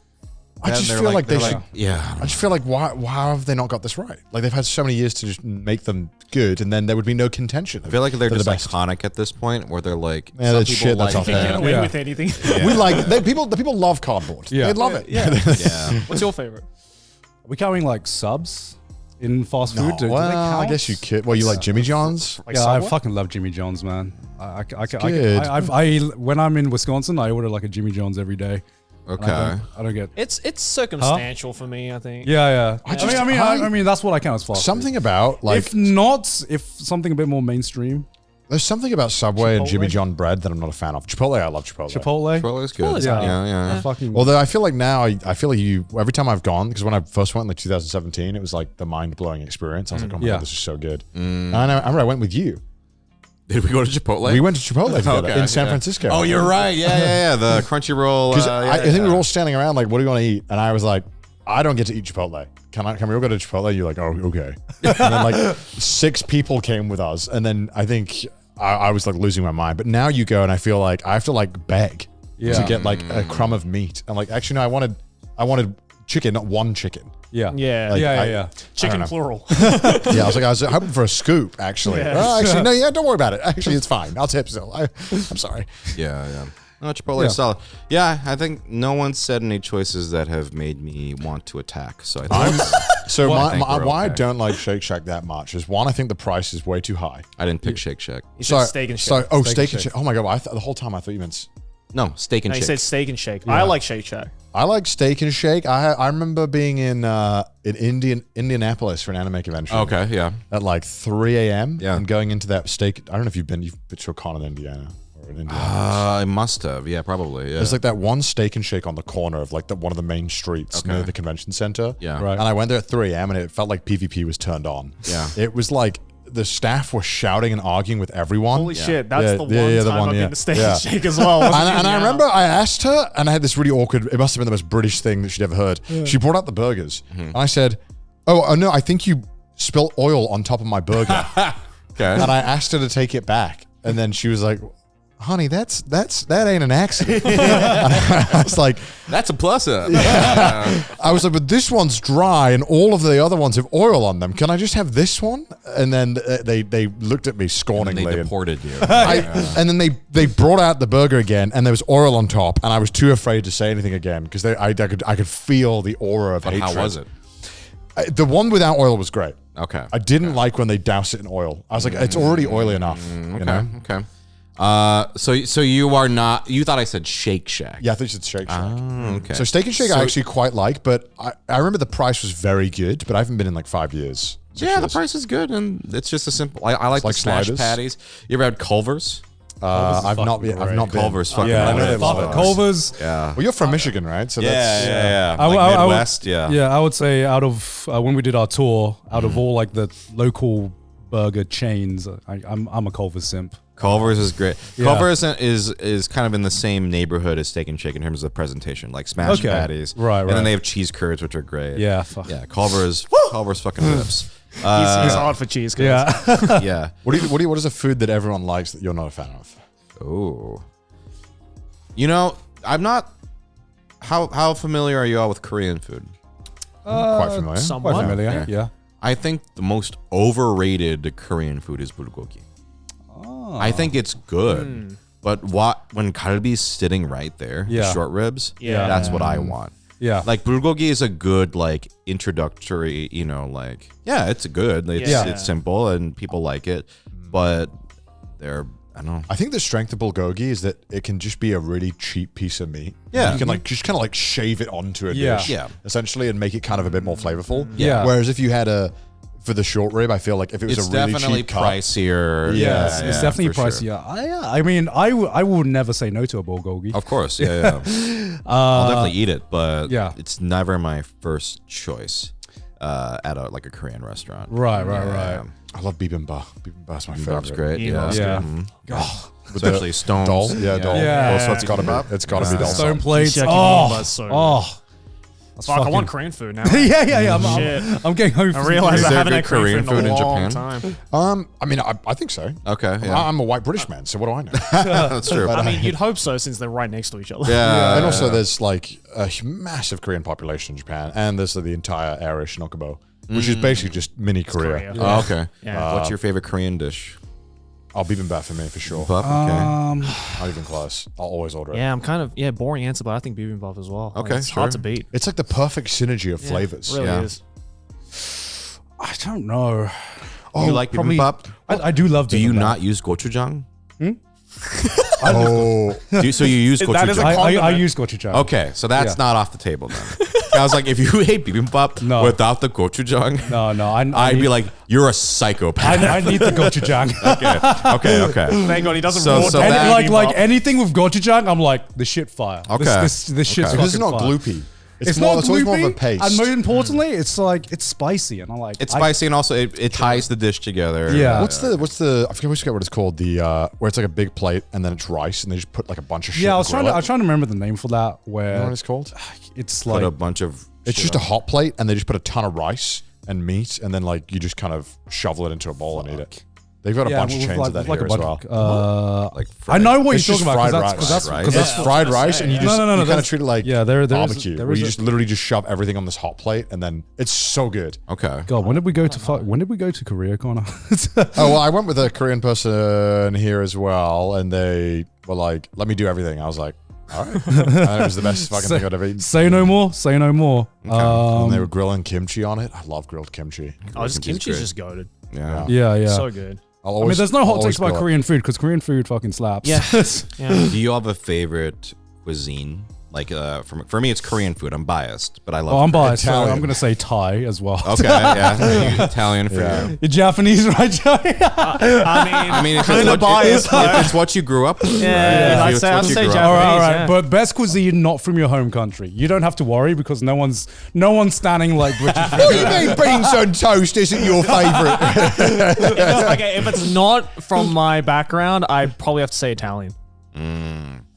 For me, the thing is, so many good Asian cuisines. Yeah. Like Yeah. Japanese, Chinese, Yeah. Thai. Yeah. But Italian is so good. I do love Italian food. It's great. Everyone I loves love Italian Indian food. Indian Oh, food. Indian food. amazing. Indian food Amazing second as well. to me, I think. Yeah. Yeah. I think mine. Oh shit. Maybe it's. If we're going like a little bit kind of like off the beaten path, I also really fucking love Vietnamese food as well. Yeah. Yeah, Vietnamese Like- food is Yeah, great. it's great. Banger. Mine might be Japanese in second. Yeah. Yeah. Right. Just because I think there's parallels and stuff, and then like Koreans love just like pickles and shit, Yeah. and you know Japanese people love pickles and I love pickles. yeah. Yeah. So good. Yeah, for me, maybe Italian if I'm going European cuisine. British food in it. British. British. British Okay, food, I yeah. do think British food is the most overclowned on foods in the world. I don't think it's as bad as You everything. don't think it deserves the hate? I don't. I think. Okay. Look. Which cuisine is the worst cuisine then? German. Yeah, bro. Germans get away with it, bro. Germans get away with it, German bro. is like almost the exact same as British cuisine, but nobody clowns on them. Just to preface, I love German food, Yeah, but all they got is potatoes, sauerkraut, and like cuts of meat. and just that's it. Yeah, that's it. Joey's like Yeah, so- Joey's like calling up his ancestry. He's like, As a quarter German, I'm offended. But I also don't disagree. Yeah, we are bringing you down with us. the Germans. problem is that British people are too vocal on TikTok about showing off their fucking god awful homemade food. Yeah. Oh yeah. And so it's like, you know, lack you'll of have like seasoning. Cheryl Yeah. from Northampton go, this is what I'm eating for dinner, and then it's just all brown and chips, and you're like, what the fuck is this? What's the best British dish? You're like, all right, I'm going to defend my country. Okay, for like a personal one, or if I wanted to convince you that like it's not that Why don't you bad. give me both? I mean, my favorite, which I know would not convince anyone, is bangers and mash. It's just Hey, so I basic. can fuck with bangers and mash. It's just sausages, That's mash, fine. bean, Yeah, listen, not beans, nothing wrong with that. peas. Okay. If I wanted to convince you, Yeah. Probably a good Sunday roast. oh, Sunday roast is good. Sunday roast. So what exactly does a Sunday roast entail? Like I a mean- roast beef, right? Yeah, it could be roast beef, roast chicken, roast pork. Roast chicken's probably the most popular. Roast chicken's the most popular. And you have like broccoli or some veg. Yeah, and then you have stuffing along with that as well, and Yorkshire pudding, which just like ties everything together. And Yorkshire, yeah, those are Yeah. great. I like a full English breakfast or whatever. yeah. Oh, yeah, I yeah. can fuck with that. I had that 3 days in a row in London, and by the third day, I thought I was gonna have a heart attack. Oh yeah. Okay. I'm trying to think. I really like You shepherd's convinced pie. me with what was it? The cheese and onion pasty. cheese and onion pasties. That shit was I mean, fire. pasties are great. Pasties Pasties are also Pasties great. are they were fire. like I do like made. pasties, They were like yeah. made out of necessity for miners to have a snack while they're working. Oh, it's so Because good, it doesn't though. spoil easily. That's half of British food. Oh yes, botulism won't affect this until the third solace. You know, you're like, oh well, that's good, isn't it? I mean, I always have to Google to remind myself what the British dishes are, because I feel like a lot of the stuff that you make at home is the lowest and quickest, easiest things. Like a sausage sandwich as well, maybe. I mean, that's whatever you barely guys British. call it. Sausage sandwich. Whatever you guys call it. Sausage sarnie. There's like a chip buddy or whatever you Oh, fuck chip you- buddies are Sorry, it's good. not Bunnings. Oh, Scotch eggs. Scotch eggs. I mean, I do Scotch think eggs that lit. probably Shepherd's or cottage pie is one of my favorites. chicken tikka Beef, masala. of Beef course. Wellington is fire. Beef Wellington. What's toad in the hole? Oh, toad in the That's hole. the egg, right? Egg in the toast or something? No? No. Toad in the hole is when you have like a bunch of sausages. Sausages. Oh, always In like sausage, a- you guys. It's I just a- love sausages so much. I will fight. They're great. Toad in the hole is great because it's just a sausage. Easily dish. the So worst. sausages in a Yorkshire pudding batter. Yes, yes. Easily the Fucking worst fire. thing about Asia is just the lack of appreciation for sausages. There's just no fucking good sausages anywhere. I was saying the biggest thing that British dishes don't have going for it is that they just have never figured out presentation at all. Yeah, it's like this is a fucking travesty. and like, Yeah, and but like, I'll eat that. And like bangers and mash, like click on it. Like it doesn't like it's not the most like cleanest looking thing, but it's fucking phenomenal. It's such a good combination. Also, our That's one naming, of my pet peeves, though, is when people go, "Oh, it looks gross." I'm like, taste it, yeah, eat yeah. it first, Yeah. eat it. Who the because this fuck is like, cares? and the problem is we have too much mush in our Yeah. food. A lot of British food is mushy. Yeah. And like cottage pie, which is one of my personal favorites. It just like looks like worse lasagna. yeah. But that one's also not a bro. I mean, this You know, one I know doesn't look British good. food gets a lot of hate, but I like British food. Like it's just a bunch of fried shit and Yeah. sausages and gravy and Love shit. sausages. It's always love sausage. so good. Shepherd's pie's goated. Yeah. Cottage pie is better than cottage. Yeah, Yeah, like it's like I good. said, if we just got like better naming conventions and better presentation, I don't think it would be clowned on as much. Yeah, because spotted look dick, what toad in the the Canadians hole, did. eaten mess. They fucking took chips and gravy, called it poutine, and suddenly it's like, oh, it's a national dish. I'm like, Yeah, what we the had that fuck? before them. Yeah, we had it before you them. guys. but us- People love it as well. People are like, yo, I had poutine in Canada. It was lit. Yeah. I'm like, what the fuck? We had that in England. We called it just chips and gravy, and that just sounds a lot less appealing. I love sticky toffee pudding. I don't know if you've had that. Oh, I love sticky toffee. It's my favorite dessert of all time, and I hate that I can never get it outside of the UK. Well, maybe in America, but maybe You can get it in America, yeah. But I never, at least whenever I go back to the UK, I'll immediately go to not that, not the bread, one above, the one above. not bread and butter pudding. That's like the that's Butter. You see? butter pudding. bringing it back, dude. It's so good. It's like a brownie drizzled with toffee sauce and ice cream. fucking good. That's always warm. So fucking Yeah. good. It's so good. That looks Oh good. man. Oh, I get it Still every brown, time. though. I get it every Yeah. time. Not A lot lacking of in the brown, brown but it's department. tasty brown. Like, sometimes the brown carries. Look, when it's dessert, brown. Come on, back It's off, like bro. brown Yeah, and yeah. off-white. It's just because people post pictures of their like Chinese meals in the UK, Oh, like we yeah. saw, and it's like, why is there so many chips? You know, the Chinese chips, the staple. Yeah, I remember I used to go to the local Chinese shop in Wales, Yeah. and just the only thing that they had was like sweet and sour. But I used to go during lunch, and I would take like my £1 coin, and they would just make soy sauce noodles. And I guess that's like I don't even know if that's a thing. I don't think Soy sauce noodles. they would just cook noodles and like in soy sauce, like yakisoba, and that was just it. Oh yeah, just British. This is British Chinese food. Oh my God. It's a fucking travesty. I mean, is this so much different than like American Chinese food back in the day? It's American Chinese food's better than this. I will say I love traditional Chinese food, Oh my but I will God. absolutely fuck with American What the Chinese fuck food. is that? I like American Chinese food. Yeah, it's I a like different thing. It's just a different Okay, thing. okay. Yeah. It's like Tex-Mex, like Tex-Mex and it. Mexican. It's What different, is that? What is that? That's not. You can't, like, why? It's why the can British fucking people true not- crime lighting as well. Yeah. But it's like the murder victim's last What is it with meal. British people not being able to escape chips? I don't know, man. I don't. Yeah. I mean, they're We great. just need but- it with everything. I think you also know? it's like I know like Asians with growing rice. up as well. I feel like there's an unwillingness to not like with every meal to let kids eat chips if they want it. Like my mom would make a huge fucking stink about not giving me chips because other kids, I'd be like, but my other friends get chips. And they're like, you're not having fucking chips, Connor. Get over it.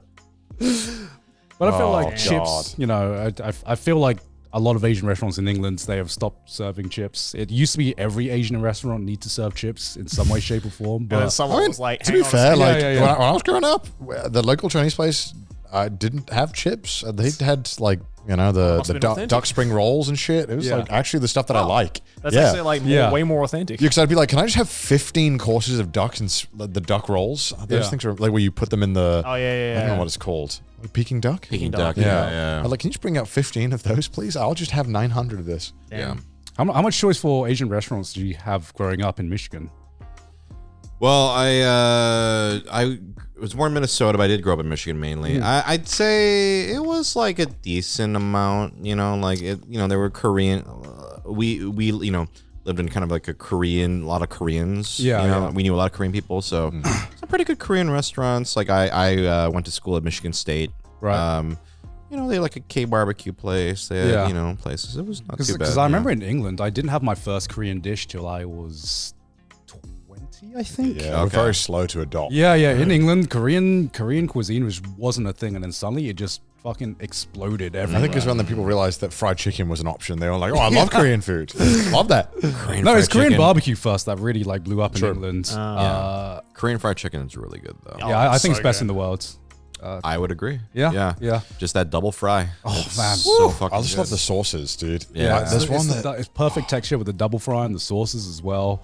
there's one the place here that does a garlic honey soy sauce seasoning, and it's heavenly. It's the Yeah. perfect mix of flavors. I mean, you have to fight me to get me away from like yan yum chicken, man. Like it's destroy that shit. Yeah. So I good. want fried chicken now.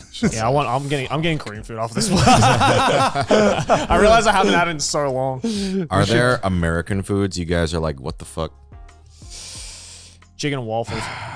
Oh really? I like it. I'm not like blown away by it. Yeah, but, I mean, I think it's just because like I mean, there are a lot of it was American like a little bit like overhyped. I think. Yeah, before I think had that's it, the problem. you know? Yeah, And yeah. I was like, my body was just really confused. I'm like, I'm having breakfast, lunch, and dinner at the same time. Yeah. going from like a full English breakfast Yeah. to an American one is like very difficult. Yeah. Because I think the American breakfast uses such low quality ingredients generally Yeah. that it's really hard to want to eat an American breakfast. I never like the fry up ones. Yeah. Like the okay. scrambled eggs, bacon, pancakes, which is weird that you would have that. Yeah. It's like a sweet. Why are you having that? Yeah, I don't like my pancakes with my breakfast or But the- syrupy or anything sweet. Like, the UK gets clowned on rightfully so for a lot of things, but like the full English, a lot of the times you have quite good sausages. It's very easy to get really high quality sausages in the UK, and bacon is Yeah. normally better. I don't really like the American bacon that much. What is it like? You guys, what do you call it call streaky bacon. streaky bacon. What do you? I think you guys call it like Canadian bacon or something. Okay. Whatever the the ones that you use? Yeah, the real bacon. Yeah, kind of like. It's like way more meat. Yeah, I do love streaky bacon though. I have to say, it's that crisp. I love Yeah, that. it is. And the fattiness. I love that. I like streaky. I prefer streaky bacon. Yeah. But yeah, my thing with American, like proper American cuisine, is that I can have it like once or twice and it's fucking orgasmic, and then after like 2 times, I'm like, I need something else. I cannot. It's kind of can't eat it all the time. Yeah. It's a bit much. Which is fine when you're in like a major city like Los Angeles, New York, or whatever. But fuck, when I go visit my wife in Wisconsin, I'm just like, please give me something other than cheese and meat. Oh my god, I love cheese curds, but more than once, and I'm on the shitter for like 2 hours. Give me one vegetable. Yeah, actually give me one vegetable and a decently sized meal. Size down your meals, please. This reminds me of this TikTok that went viral online because there was an American tourist in France who was like, "It's so hard to find vegetables in Europe," and everyone was like, "What are you talking about? What? You're American." I went to the local butcher and I couldn't find it. What? I mean, but I mean, I feel like Europeans and Americans are constantly battling each other over every minuscule thing, always. But I mean, I like American food, but like you say, because sometimes it can be a lot. Yeah. I think American food is great because you don't have to think about the calories, and then when you're afterwards, you're like, was that really worth 9,000 calories? Yes. I don't know. Yeah. Always. That's the American way. Spoken like a true American. Yeah. What would you say is the most overrated cuisine? Yeah, I don't think we got your answer. Yeah. Oh yeah, we didn't. Ooh, overrated? Overrated.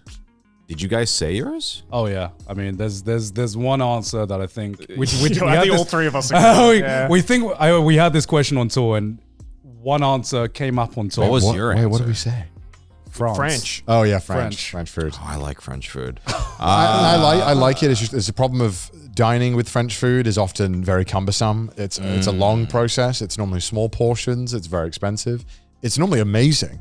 Like I think nobody doesn't like it. I think just the process of getting French food is normally the part people don't like. Yeah. It's not like a burger. And also, I think for most people, when they think of French food, they think of that one traumatizing experience when you're at a restaurant in Paris. Oh my god. And it's just like the worst customer service with the worst people. Yeah, Just okay. like, this food could be delicious, but it's so fucking overpriced and the people are shit. So It's just so hard especially if you've gone to like Italy or something and everyone's so fucking chill and the food's amazing and they give you so much and it's like the vibe is a complete opposite. Obviously, this is just Paris though. But Yeah. you know, the outside of Paris is a lot. People are way nicer. You know, mine might be German food. Like, I like it. Yeah. It's good, but Nothing to rave about. Yeah. nothing. Like pork knuckle is just not the best part of the pig. Like, let's just be honest here. I'm sorry, Germans, but like there are better parts of the pig. And what are the way they cook potatoes? I do like it, but it comes with everything, and sauerkraut also comes with everything. Yeah. I know there are other German stuff too. But With that said, though, if I had more German food, maybe I'd change my mind. But I don't know. I'm hard pressed to find one because I generally will fuck with anything. Yeah. me too. Yeah. Like even when we're making, like, we're like, yeah, German food's overrated. It's like I still fucking eat it and I love it. It's like it's just I think that they're. You know, I'm not going to refuse to eat it. No, we got to shift this notion of British food being bad to the Germans. I think. Unfortunately, people just love clowning on British people. And I don't think that's going to go Well, away. it probably doesn't help that British people clown on British people. That's true. You know? Well, it's if you because guys stopped clowning, it's because It's we a mainly PR eat thing. we mainly fucking eat Indian food. And the one thing that I hate about not being in the UK is that it is so hard to convince the group to eat Indian food. Someone will always be like, I don't want Indian food. Why? What's their reason? I don't know. They'll be like, it's too heavy. And I'm like, come on, too man. heavy. It's like Chinese food and Indian food. Go eat a chip buddy or whatever. Well, no, not in the UK. This is outside of the UK. Oh, outside of the UK. In the UK, everyone will want to go for Indian food. Yeah. Okay, because it's very popular there. But over, especially in Japan, I feel like because where the food is quite light, especially even with Japanese people, they will never want to get Indian food. Oh, I see. It's because the taste is too strong. You must know like when you're out with a group. There's always like one or two people that are like not Indian food. Yeah, I mean, especially in Japan, they have a lighter palate over here. Yeah. It's either too heavy or too spicy. I hear it too spicy a lot. Yeah. Yeah. And Chinese food often, when I try to convince people, everyone has to be like ready for it. No one will want to do Chinese food on a whim, I find. No, I I Really? disagree. Yeah, Damn. because like you can Only if it's like Xiaolongbao or something. Yeah. But if you we're go like to, going you know, like small dishes or whatever, Yeah. or if it's like an all you can eat that's like dirt cheap, and Right. you'll still you get your money's worth if you get like 4 things, then it's fine. But like, yeah, with Indian, I definitely have that experience. I've been meaning to go to that. There's one really expensive food buffet in Tokyo. I think it's like $70 or something for the buffet. I've been meaning to go. You should go as well. I would love to go. Yeah. I think it's just a bunch of fancy food, all like from across the world. Nice. Just kind of like a take on a Vegas buffet. I think it'd be cool to see. Have how you been to a Japan Vegas buffet? does it. I have. What'd you think? Connor's the only one, I think. You've been. I've been to so many. Oh, actually, yeah, of Yeah. course. I like Vegas buffets. I mean, I fuck with Vegas buffets. Yeah. Caesar's I think Palace it the is. best one. Yeah, the It is Bacchanal. like Yeah.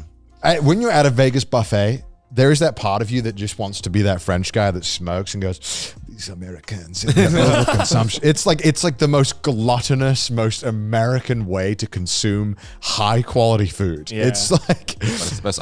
You go to seafood station, king crab legs, it's just so like oysters, it's so bone marrow. Like just pile it up, baby. It is amazing, but it is objectively like just the most gluttonous, like gross display. Yeah. No, we're definitely like the villains in like a Hunger Games. Yeah, it is. I mean, it's great. It's You're great. like the 14th century king. And I'm sitting there scratching my head, being like, "Man, I've had like fresh king crab. I know how much it's supposed to cost. Yeah. How does the economy, like the economics of this, how does it make sense? What's going on? Is all the people gambling funding this buffet? Like, what's going on here? Most It's likely, it's also a lot of people. I feel like the average buffet goer Doesn't eat that much. doesn't eat that much, and they also fill up on cheap shit.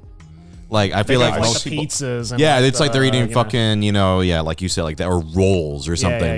yeah. That's some amateur shit.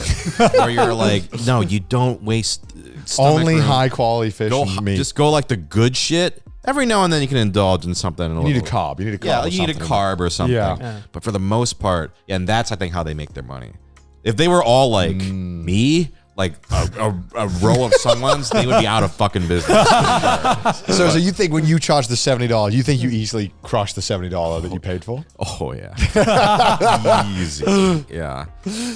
That's fair. That's fair. Well, yeah, because like like a plate of king crab is probably like, at least like $40-50. I mean, maybe I've never most been to a restaurants. Vegas buffet, so the fact that they have king crab. Oh, dude, they got They got everything. They got Everything and you can there's, think of. There's some that are like more than $100, I think, right? Or like near the 150 range. I think that are like even more. I think like, the buffet at the Wynn is like the most expensive one, where it's like it's like $100 and something per God, I person. want to go to that. So But it's fucking an insane amount of food. Yeah. It's Right, like you right. go, I remember the first time I went, I saw like the lineup. I was like, oh, that's a lot of food. And I realized, oh no, that was this, and there's this, and this. Like and that wasn't including desserts. Like they'd have so much. And what you fucking think is food. the entire buffet is just like just the 1/5. pasta section. Yeah. I'm just waiting for the world to figure out a good breakfast buffet. I feel like there's just every hotel you go to, it's just the worst. Well, you don't go to a hotel. I know, but I just wish there was like. I think in the Midwest, I've seen that there's like big breakfast buffets, and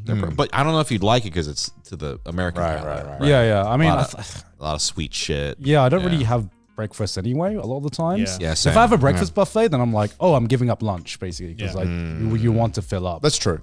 I normally just do coffee for breakfast. Yeah. And I if there's Breakfast one of kings. place I never make my money back, it's definitely the breakfast buffets because it's like $30 sometimes, and Dude. you have like 1 or 2 plates at most. It's so rare you get a breakfast buffet where you walk out, you're like, wow, that was really like worth it. I feel like. I've been to 1 or 2 that I really liked in Europe. In Europe, Yeah. it was in Europe. It's because it has to be in of the Europe. sausages, right? No, I went to one that had like just every single bread in existence, every type of fish that they'd served with like a carpaccio style. Oh, They had like raw honeycomb, like just straight up. You would like break up the honeycomb and put it on that's your fire. bread, Sounds fucking good. and then you would that was just the buffet, and they had like every kind of meat, like the salami, the Cold cuts, yeah. they had like 15 different types of granola. They had a whole alcohol bar. I don't know why. And then, champagne. let's get lit. They had literally everything you could possibly want fresh in sounds the morning if you were a European person. And then on top of that, when you sit down, you get a main that you get to order. Like something like a that they would make. So I ordered like the salmon eggs Benedict that was like That's my go-to. phenomenal. with any It kind was of like, and then they're like, They have like every kind of juice you'd ever want for every type of hangover. It's like, oh, we have a wine hangover cure. No, then this one's the beer hangover cure. No. That's how you know you're in Europe. Yeah. It's like, which one was your main point? Because Belgium, you're like, I'll have like 3 beers. And you're like, oh, I've had 19% beers. I'm fucked. It's so good. Have you been around Europe much?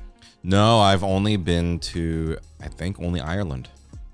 Oh shit! You're sleeping on the European food. I thought it was great. I really enjoyed myself. I went there for a convention and had a great time. I would love to do more of Europe, though. Yeah. Like, just go through all. What's like your bucket list European country you want to go to? If you had to pick one to go to right now. If I have to pick one, Yeah. probably Italy. It's so Yeah. good. It's so good. Yeah. But, like, I'd love to go, France, UK, Germany. Yeah, I'd love to just go. Wait, you've never been to UK?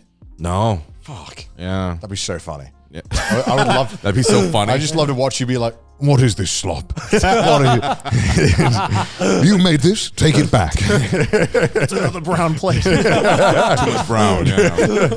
You think this is food?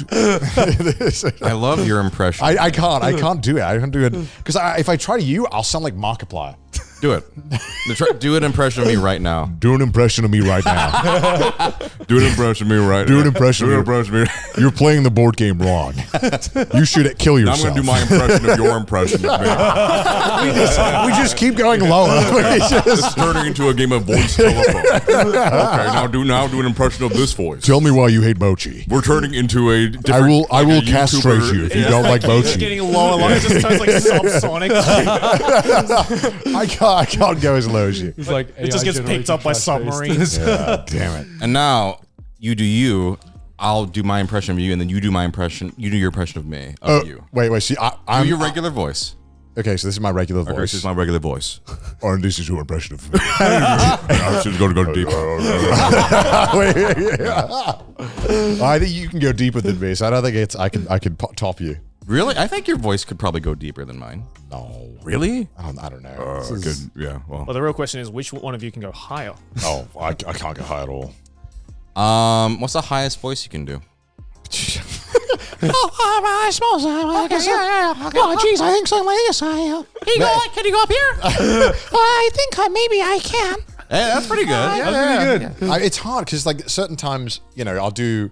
I'm sure you can sympathize with this when you're doing like voice acting, and they're like, "Can we go a little bit higher?" You're like, "No, we physically cannot go higher. This is we are reaching." Can you get much higher? No, because I remember we voiced for Honkai. Yeah. And I remember at the time, because we'd not gotten it through being talented voice actors. We'd gotten it because we were doing a YouTube promotion. Because we're shit. filthy Yeah. YouTubers that are just called playing into the some- But you scene. play characters in the NPCs. game, right? Some NPCs. NPCs. Yeah. Oh, yeah, we get killed. sure. So they'd basically just be like, "Oh, here we have 3 scrap characters. Here you Okay. go." Yeah. And then, yes, you do this one, you do this one, and then they, I did my voice, and they were like, "Actually, he's 21." Okay. I was like, I mean, I think this is not a me issue. This is we did issue. anyway, but then so then I eventually got to a high enough place, but it was like I was like, yes, I think so. I was pushing it to the So limit. your character was in their 20s. What did the voice sound like? It's like, oh yes, sir, I really do want to. Okay, yeah, Like yeah. Connor's rendition of Oliver Twist. Yeah, if I was like, Please, sir. Please, sir. Please, but sir. like, and I kept getting higher and higher. I was like, can we get a little higher? I was like, no, we can't. But it was good fun though. I mean, I appreciate they even let us do anything. It Yeah. was good fun. Yeah. How was your acting experience for the first time? Was it your first time?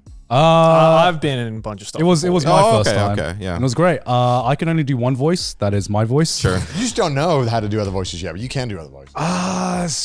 So Let's do an acting workshop. You got to start with right now. Just start by like impersonating stuff. Well, I voiced like a few side characters on Mashal. Okay, sure. And Alex Lee really fucking he coached me like really well. And that's kind of when I realized, directors, they do a lot. And Sure, yeah.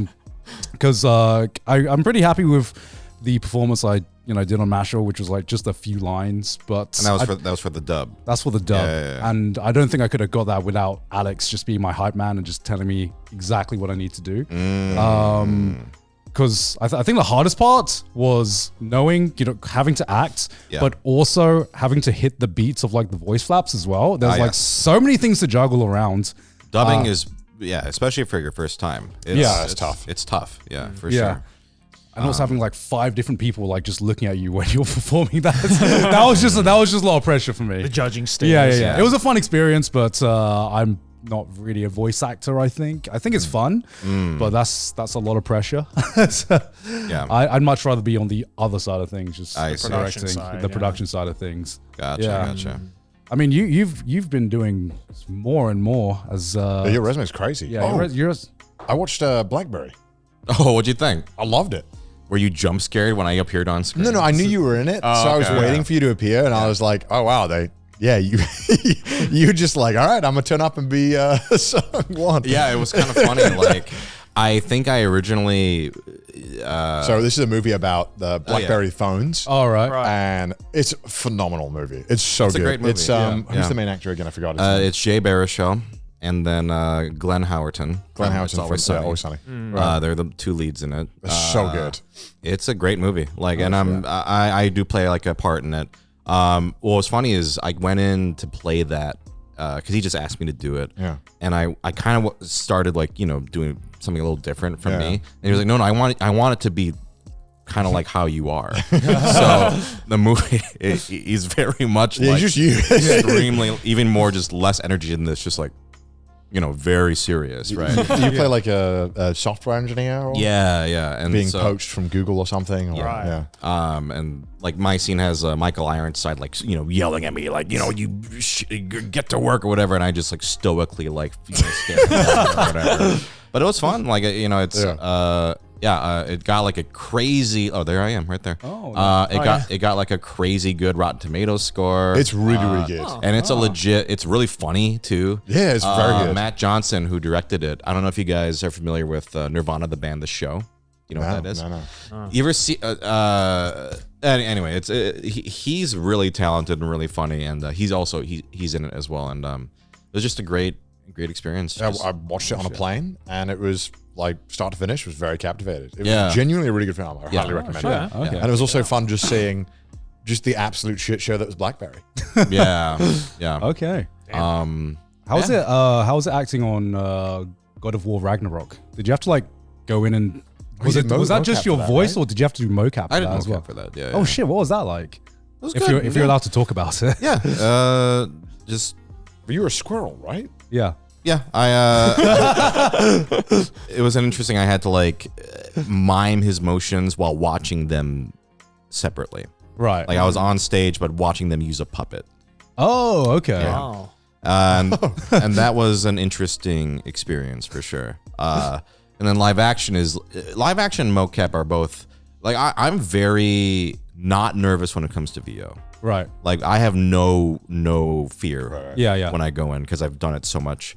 But live action and mocap, I'm definitely nervous for sure. But I think what I do is I just super overly prep.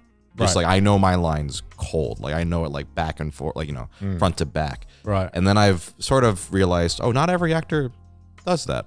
Right.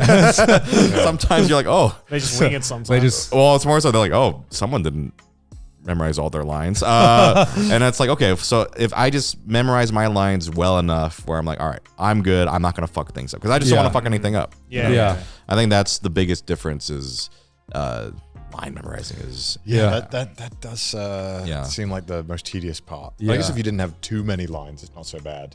But if you had a really dialogue heavy thing, I imagine it'd be really In stressful. this movie, there is a scene, I don't know if you remember, we're in the diner. Yeah, I remember the diner Where scene. I have to talk about all these technical terms. Oh my That God. one was a little bit challenging. I had to memorize like all these like things or whatever. But Still one good thing about long is it? voiceover. that's true. Yeah, That's you don't have to true. remember anything in voiceover. Yeah. How long does it take you to typically memorize lines?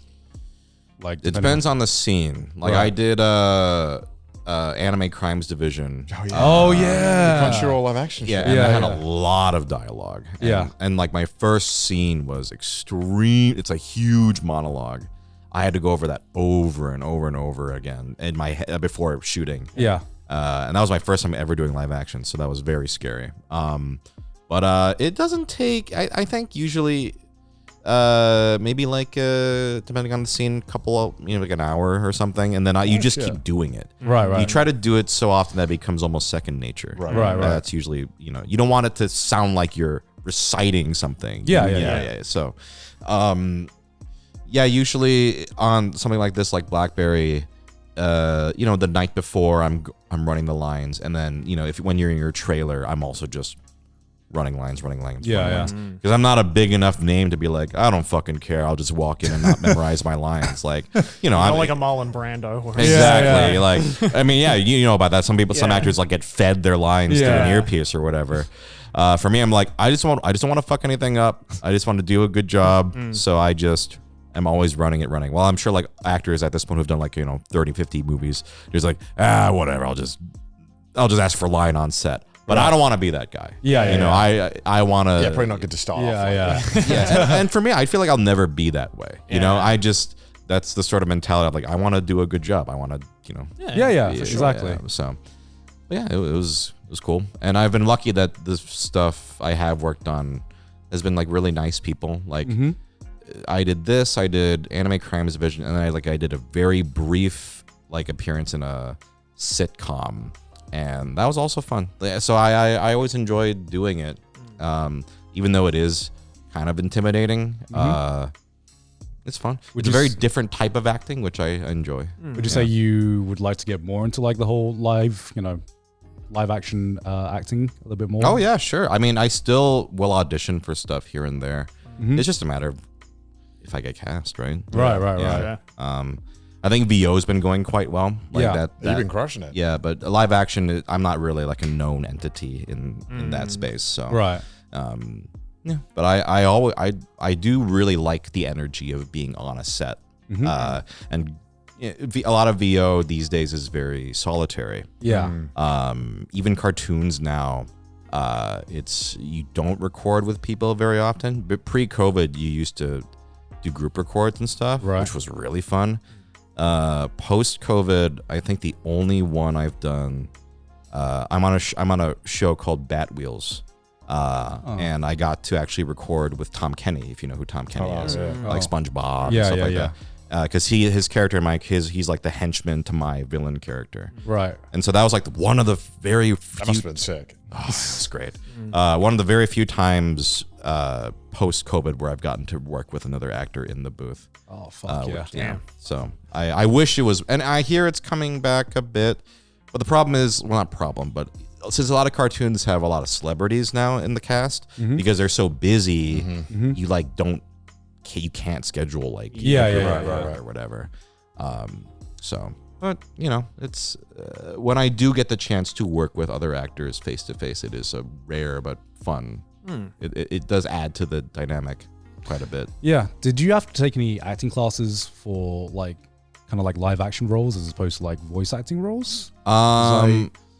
I've never taken an acting class. Oh shit! I'm not trying to brag with that. Just God-given talent. No, I mean my acting practice was maybe I talked about this last time, but I made a Tumblr back in the day. Yeah, Did I talk about this? Yeah. And I just drilled. I just was posting audio stuff.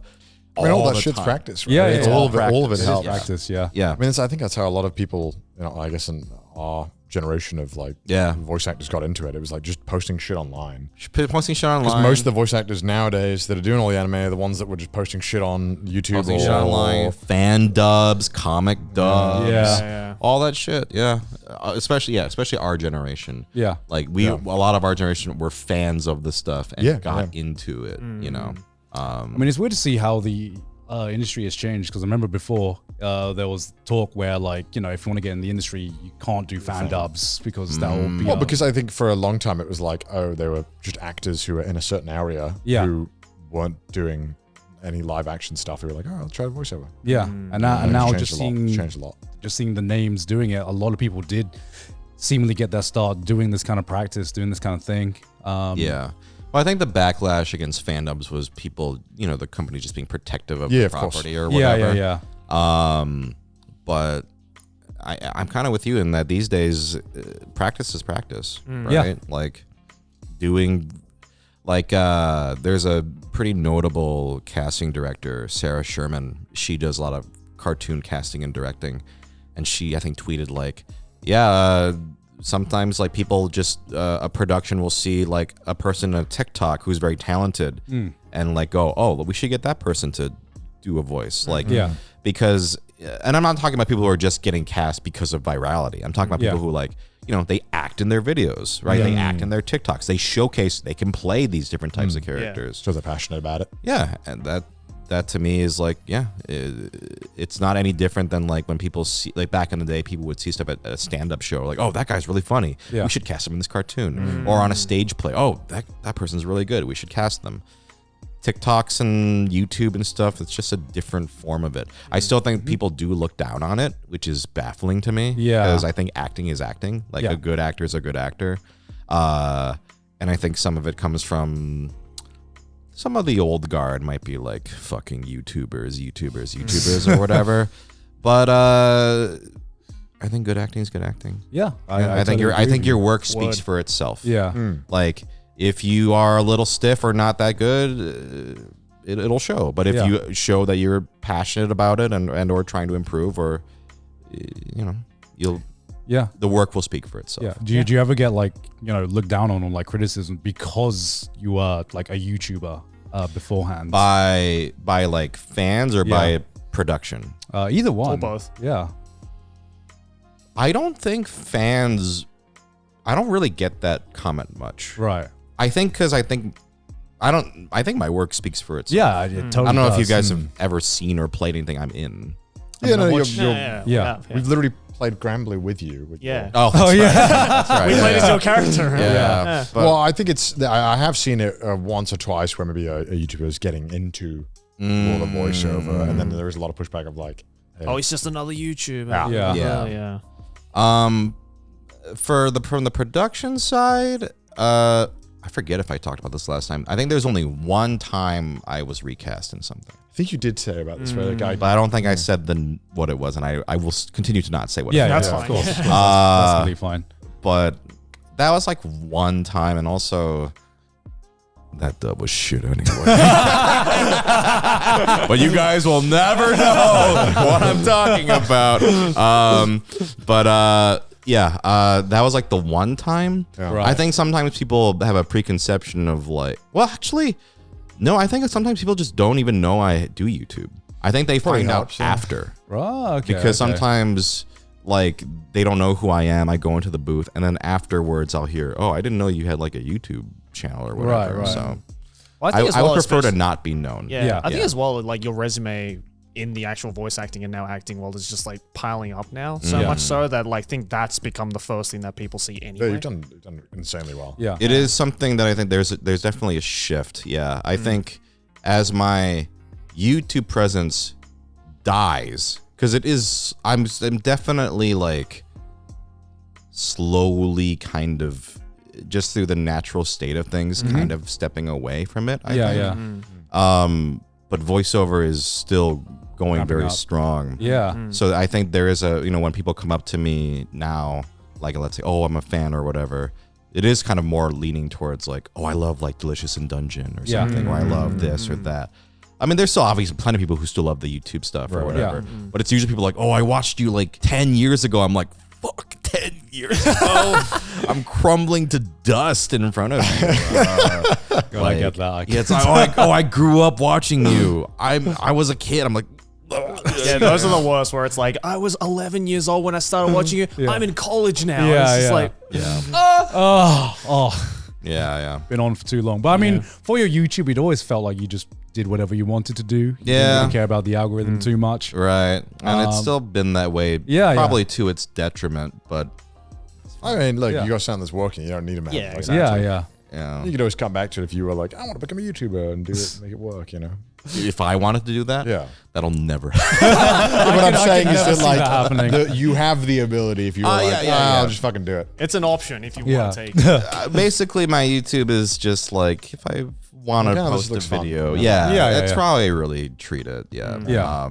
But I know like nowadays the sort of landscape is really very different and very difficult. Yes. I can see it, like it's not just me, like a lot of people I can see the views are going down and the retention is not there or whatever. It's interesting. Yeah. Yeah.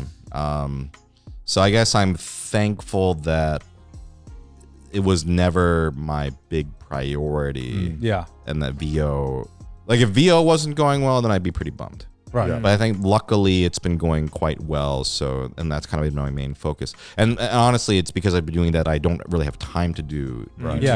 anymore. Exactly. You still have to do like a lot of conventions as well. I know a lot of voice actors need to do the convention scene quite a lot. I like doing them actually. Okay. So for me, it's not an obligation. I do quite it's been starting to pick up quite a bit. I think like pre-COVID, I was doing maybe 10 to 12 a year. Right. And then now it's starting to like, I think last year it started to really pick up again. So I've got like, probably like one a month or so, but I think, yeah, That sounds intense. Oh. it's intense, but I like traveling. Okay. And I like hanging out with other guests. Yeah. And also, this sounds cheesy, but meeting the fans is great. Yeah. Oh, for sure. Like, yeah, for sure. Because when you're not, sometimes, especially in the state of the internet these days, you only focus on the negative comments, course, right? yeah. And you're like, oh, God, but then you like when you meet people face to face, and you're like, That's very different. it's like, wow, okay, yeah, oh, yeah, there are people like real me. people. Well, it's not even that; it's just there are real people out there Yeah. that are connecting with this stuff. Like it's not just a wall of anonymous, just Yeah. We'd love to do conventions if they were closer, but we Yeah. have to get like a minimum 12-hour flight to get to yeah. And then it's like a whole different thing. So you're like, well, I'd rather just go on vacation if I'm traveling 12 hours. Yeah. you know, like- Yeah. Yeah, If it was like US, it was like what, maybe 3-4 hour flights, 6 tops. yeah. It's like, okay, at least I can do that in one day and still do stuff that day. Right. Not great stuff, but you still do stuff. Yeah. Especially if it's like a 3-hour flight, that'd be amazing. 'Cause you could leave like Sunday evening and be back. You're in bed Sunday night. That I would love that. Yeah. Time zones can be a little annoying though, but other than that, it's not. I mean, not compared to what you guys have to deal with. Yeah. That's why we haven't done many conventions. 'Cause Yeah. flights are expensive, and then because it's always a massive commitment for us. Yeah. Because what do you guys mainly just like Anime Expo? Yeah, Pretty maybe much. just Yeah. Anime Expo. Yeah. and it's unfair to be, 'cause obviously conventions. Hopefully, maybe some of them want us, but we're like, hey, look, it's far away, Yeah. it's expensive. It takes a lot of time, so it doesn't always line up as well. Yeah. What's And, feasible? Since you have VO, as like YouTubers, like for me, if I go travel, it always takes me like a few days just to like readjust back into like the time zone, back into Yeah, my yeah. schedule, and that was like a real killer for me. It's tough. So even Yeah. if the convention is only for like a weekend, like realistically, it's like a week. Yeah. Right. Yeah. Right. You know. Yeah. I gotta pee. I've been holding it for so long. All right. Well, Connor has got to pee, but thank you very much, Shangwon, for coming back. I hope this has been a more pleasant experience than last time. Or are we actually wrapping it up? yeah. We're at the point in Trash Taste now where if one of us leaves, we just keep going. It's like whatever. But thanks for coming on. Wait for him to come back. Oh, he'll be back before. He'll be back. before the screen ends. Do you need to have this done by a certain time? No, we just Then hold on. Well, listen, he doesn't watch any anime. Real quick, anime. What are you anime hot takes? Or what are you watching? All right. I'm not watching much, dog. I'm Yeah, watching I Dan. That's about it. Okay, I've heard good things. Yeah. Yeah. I think this is I don't know even know if this is a hot take or if I just want to. This just Sort of stir shit. it just gets overclowned on. But Sure. I think the newest season of My Hero Academia is pretty fucking good. And I know it's like cool What to season like, is this? season 7. Okay. I've only seen up to 4. Yeah. So Okay. a lot of people dropped My Hero Academia season 4 and 5 because they were, Dude, I watched one. you watch one. I watched season 1 and I was like, God. oh, I'm good. And I think season 7 has been like close to peak My Hero Academia Damn. back in the day, and I was Okay. like, holy shit, not many people are talking about this. Hot take, I think this year is a little bit weaker in terms of like anime compared to Okay. previous years. I think Do you still watch much? I watch a lot. Okay, I- so I- you've kind of slowed down. Yeah, I've definitely slowed down. I'm watching Yeah. like maybe 3 or 4 shows a year. yeah. Oh, okay. Yeah. I think right now, previous years, there've been like 3 or 4 fucking amazing 10 out of 10 shows. Or what are those? Sorry? What are those? Stuff like Vinland Saga season 2. Yeah, that was really good. You read the manga? Yeah, I read the manga Okay, for yeah, that as yeah, well. yeah. I mean, last year we also had Free Rent as well. I suppose this year we also had Free Rent, but Yeah. I count it as a 2023 show. Apothecary Diaries was last year as loved well, Apothecary which was Diaries. fucking amazing. What I miss? Huh? Talking about Talking about anime. Oh, Talking okay, about anime. We'll wrap up soon, but I gotta get a little more anime Squeeze talk. a little in. more. Yeah, sure. We did board games. We did food. We did. All right, sure. I can talk about anime for till the sun goes down. I'll just do a quick rundown. Did you watch Pluto? Yes, I watched So Pluto. good. I Yeah, loved Pluto last year as well. was It was amazing. fucking I amazing. loved Pluto. I think Although some of the the- references felt very dated watching it. Yeah. Oh yeah. Well, it was also from a manga from like Yeah, 2008. I know, but you feel like it's from 2008 when you're watching it. Yeah. Like, we should invade Iraq? What? Yeah. They have weapons of mass Wait, destruction? we're doing a Middle Eastern country for what? They have weapons of mass destruction? Oh. That was very good, though. It was Yeah. very, very good. And this year, I do think Dungeon Meshi has been one of the standout this year. But in terms of like true standouts, I think fall season just starting, so there's not been too. It remains to be seen how much Dan will pop off, and how much. What else is this season as Well, well? if the ReZero. manga has anything to go off ReZero of, as well. then I have high hopes. It's like Science Sara and the manga's fucking I do love amazing Science right Sara, now. yeah. So I'm just praying Yeah, they I stick the landing. I think this year has been a lot of good anime, but not as many great anime, fucking amazing anime. Manga wise, I'm reading through Promised Neverland for the first time. How far are you? Whoa, what does that Yeah, mean? how far are you? I'm maybe 40 chapters from the end. Okay. Okay. What's your opinion? I like it. Okay. Is there something I should be aware of? I was not a fan of the last few arcs of Promised Neverland manga. Are you same. talking past Goldie Pond or whatever? Or Or you don't like Goldie Pond? Goldie Pond was great, Okay. and then past Goldie Pond, there were a few arcs that I was okay with, but like the closer it got to the ending, the more and more things that bothered me about it until Interesting. by the end I was like, fuck man. Okay.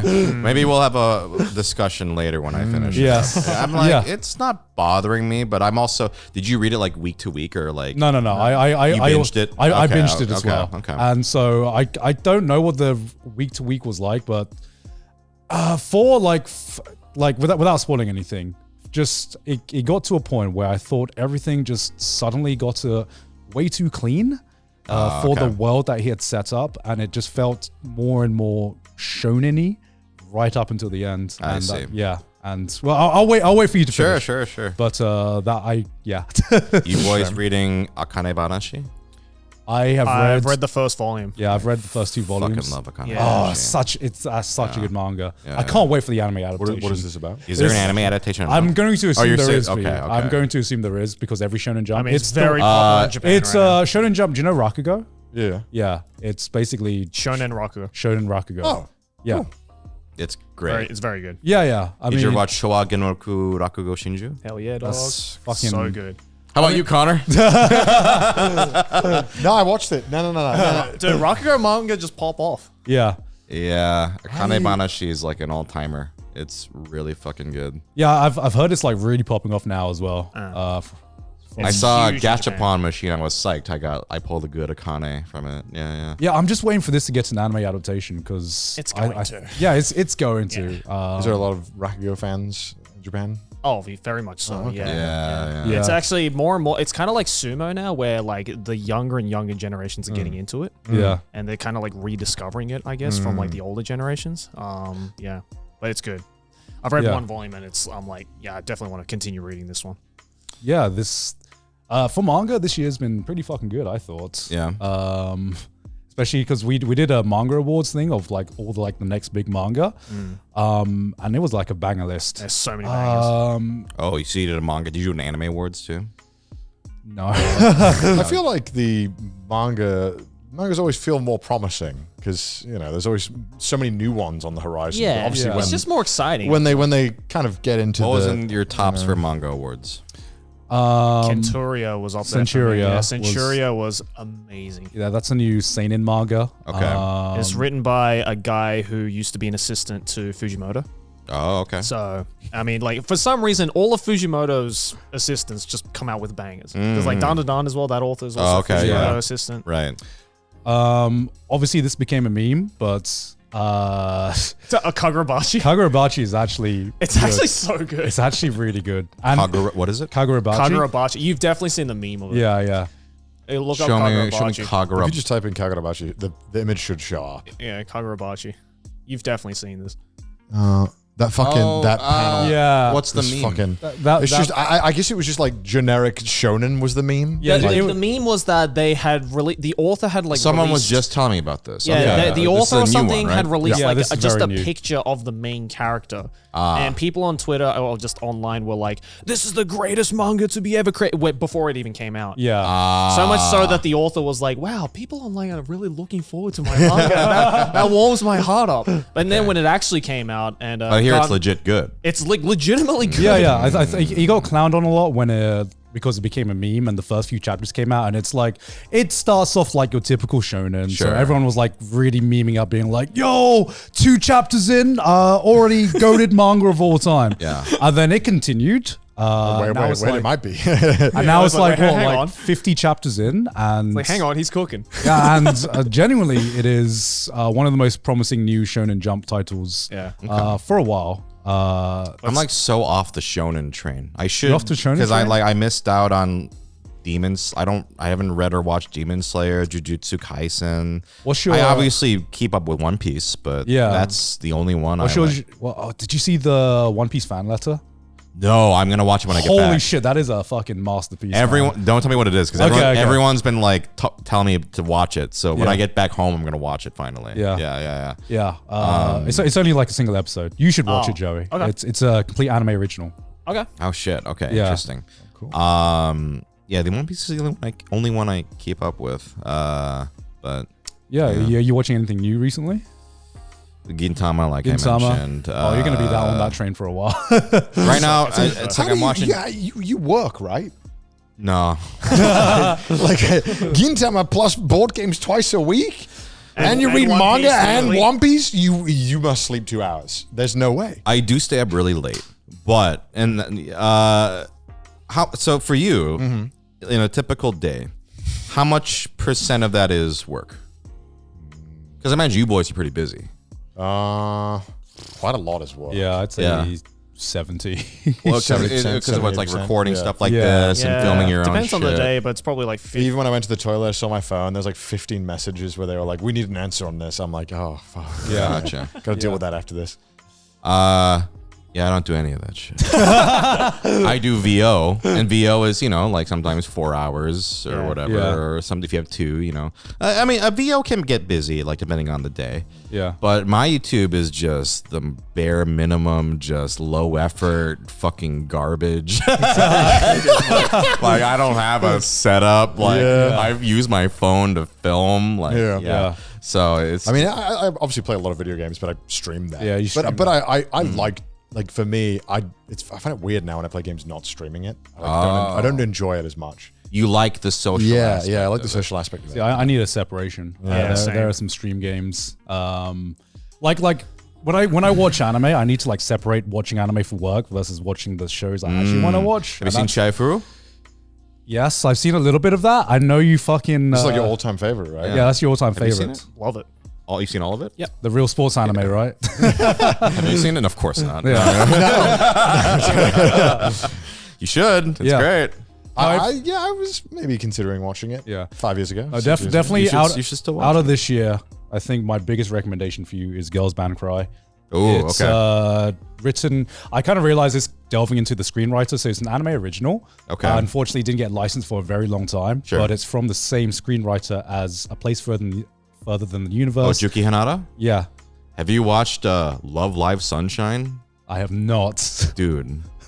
Same writer. You are not going to sell me on Nah, Love Live bro, Sunshine. Bro, come on. Fuck. Don't bring their stuff here.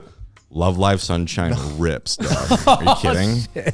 Yeah. I'm telling you. trying to be- No, you have been affected by the game. I saw you were addicted to that game. You have been I killed. don't even need the game. The anime is even better. Listen. Yeah, but how did you get into the anime? Not the game. Yeah. Okay. Love Live Sunshine. Okay, fuck. Okay. Love Live Listen, fans are like, we did it. 'cause- We 'cause found our isn't in. Isn't it Juki Hanada?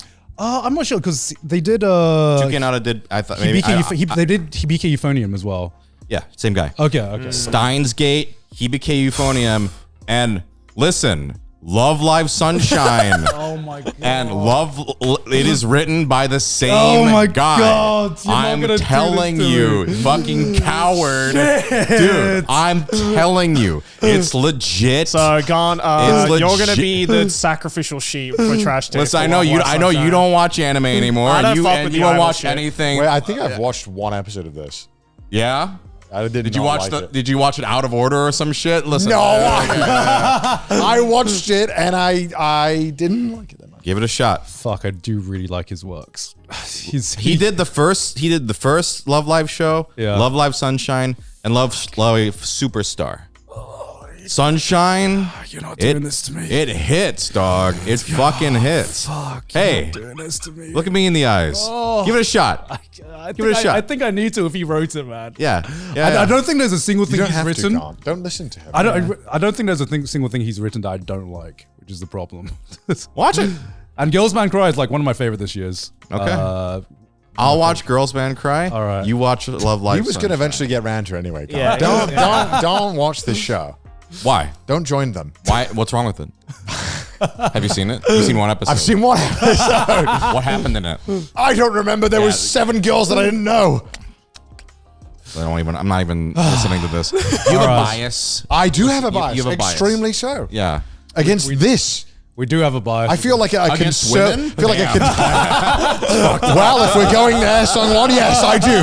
Fucked up, man. I don't know. I just think they should not be dancing and singing. They should be learning useful skills like sewing and cooking and cleaning the For those house. watching, Love Live Sunshine. It's great. I'm telling you. I don't wanna hear any more of this. It's a legit good show. All right. Thank you so much for Is joining this us. conversation a canon event? I feel like I'm going to look back in this conversation and like, You're going to look back 5 years Oh from now and my be like, God. thank you, son. I'm like, Thank this is you. a canon event. Thank you for introducing me. Yeah, people are gonna look back and like timestamp being like, "This is the moment where Gon turned into an idol fan." we had him on like, you know, the 2 paths of evil. We have Elden Ring and then the fucking Love Life. And Gaunt goes, oh, I'll go Love Life. I'll go Love Life. All right. Well, hey. I'll see you in Love Life Hell, my friend. oh my God. Thank you so much for joining us once again, Hey, Songwon. yeah. I Look at all hope these you had fun with us. patrons. They're on the screen right now. They support Yes. the show. Go check out Songwon stuff. Of Yes. course, links in the Sure. description. And hey, sure. Yeah. Anything you want to Fuck shout off. out? What do you want to shout out? Go watch watch Blackberry. Go watch Blackberry. Go watch Yeah. Delicious in Dungeon. Yes. Go Yes. watch Prozd, whatever. Yeah. All right. Awesome. All right, hey. Also, if you support us on the Patreon, then every single week we do Patreon exclusive content, and we have one sir. for you right after this one. Mudan, play the clip. How do we do Always again? Because I remember we figured it out. Yeah, let me before. try and. Each character's a unique combo, if I remember correctly. Yeah. How to do the ult. Oh my god.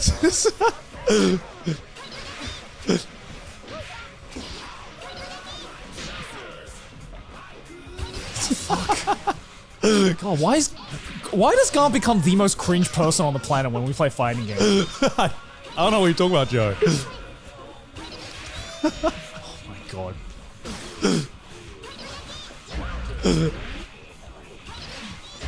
Oh shit.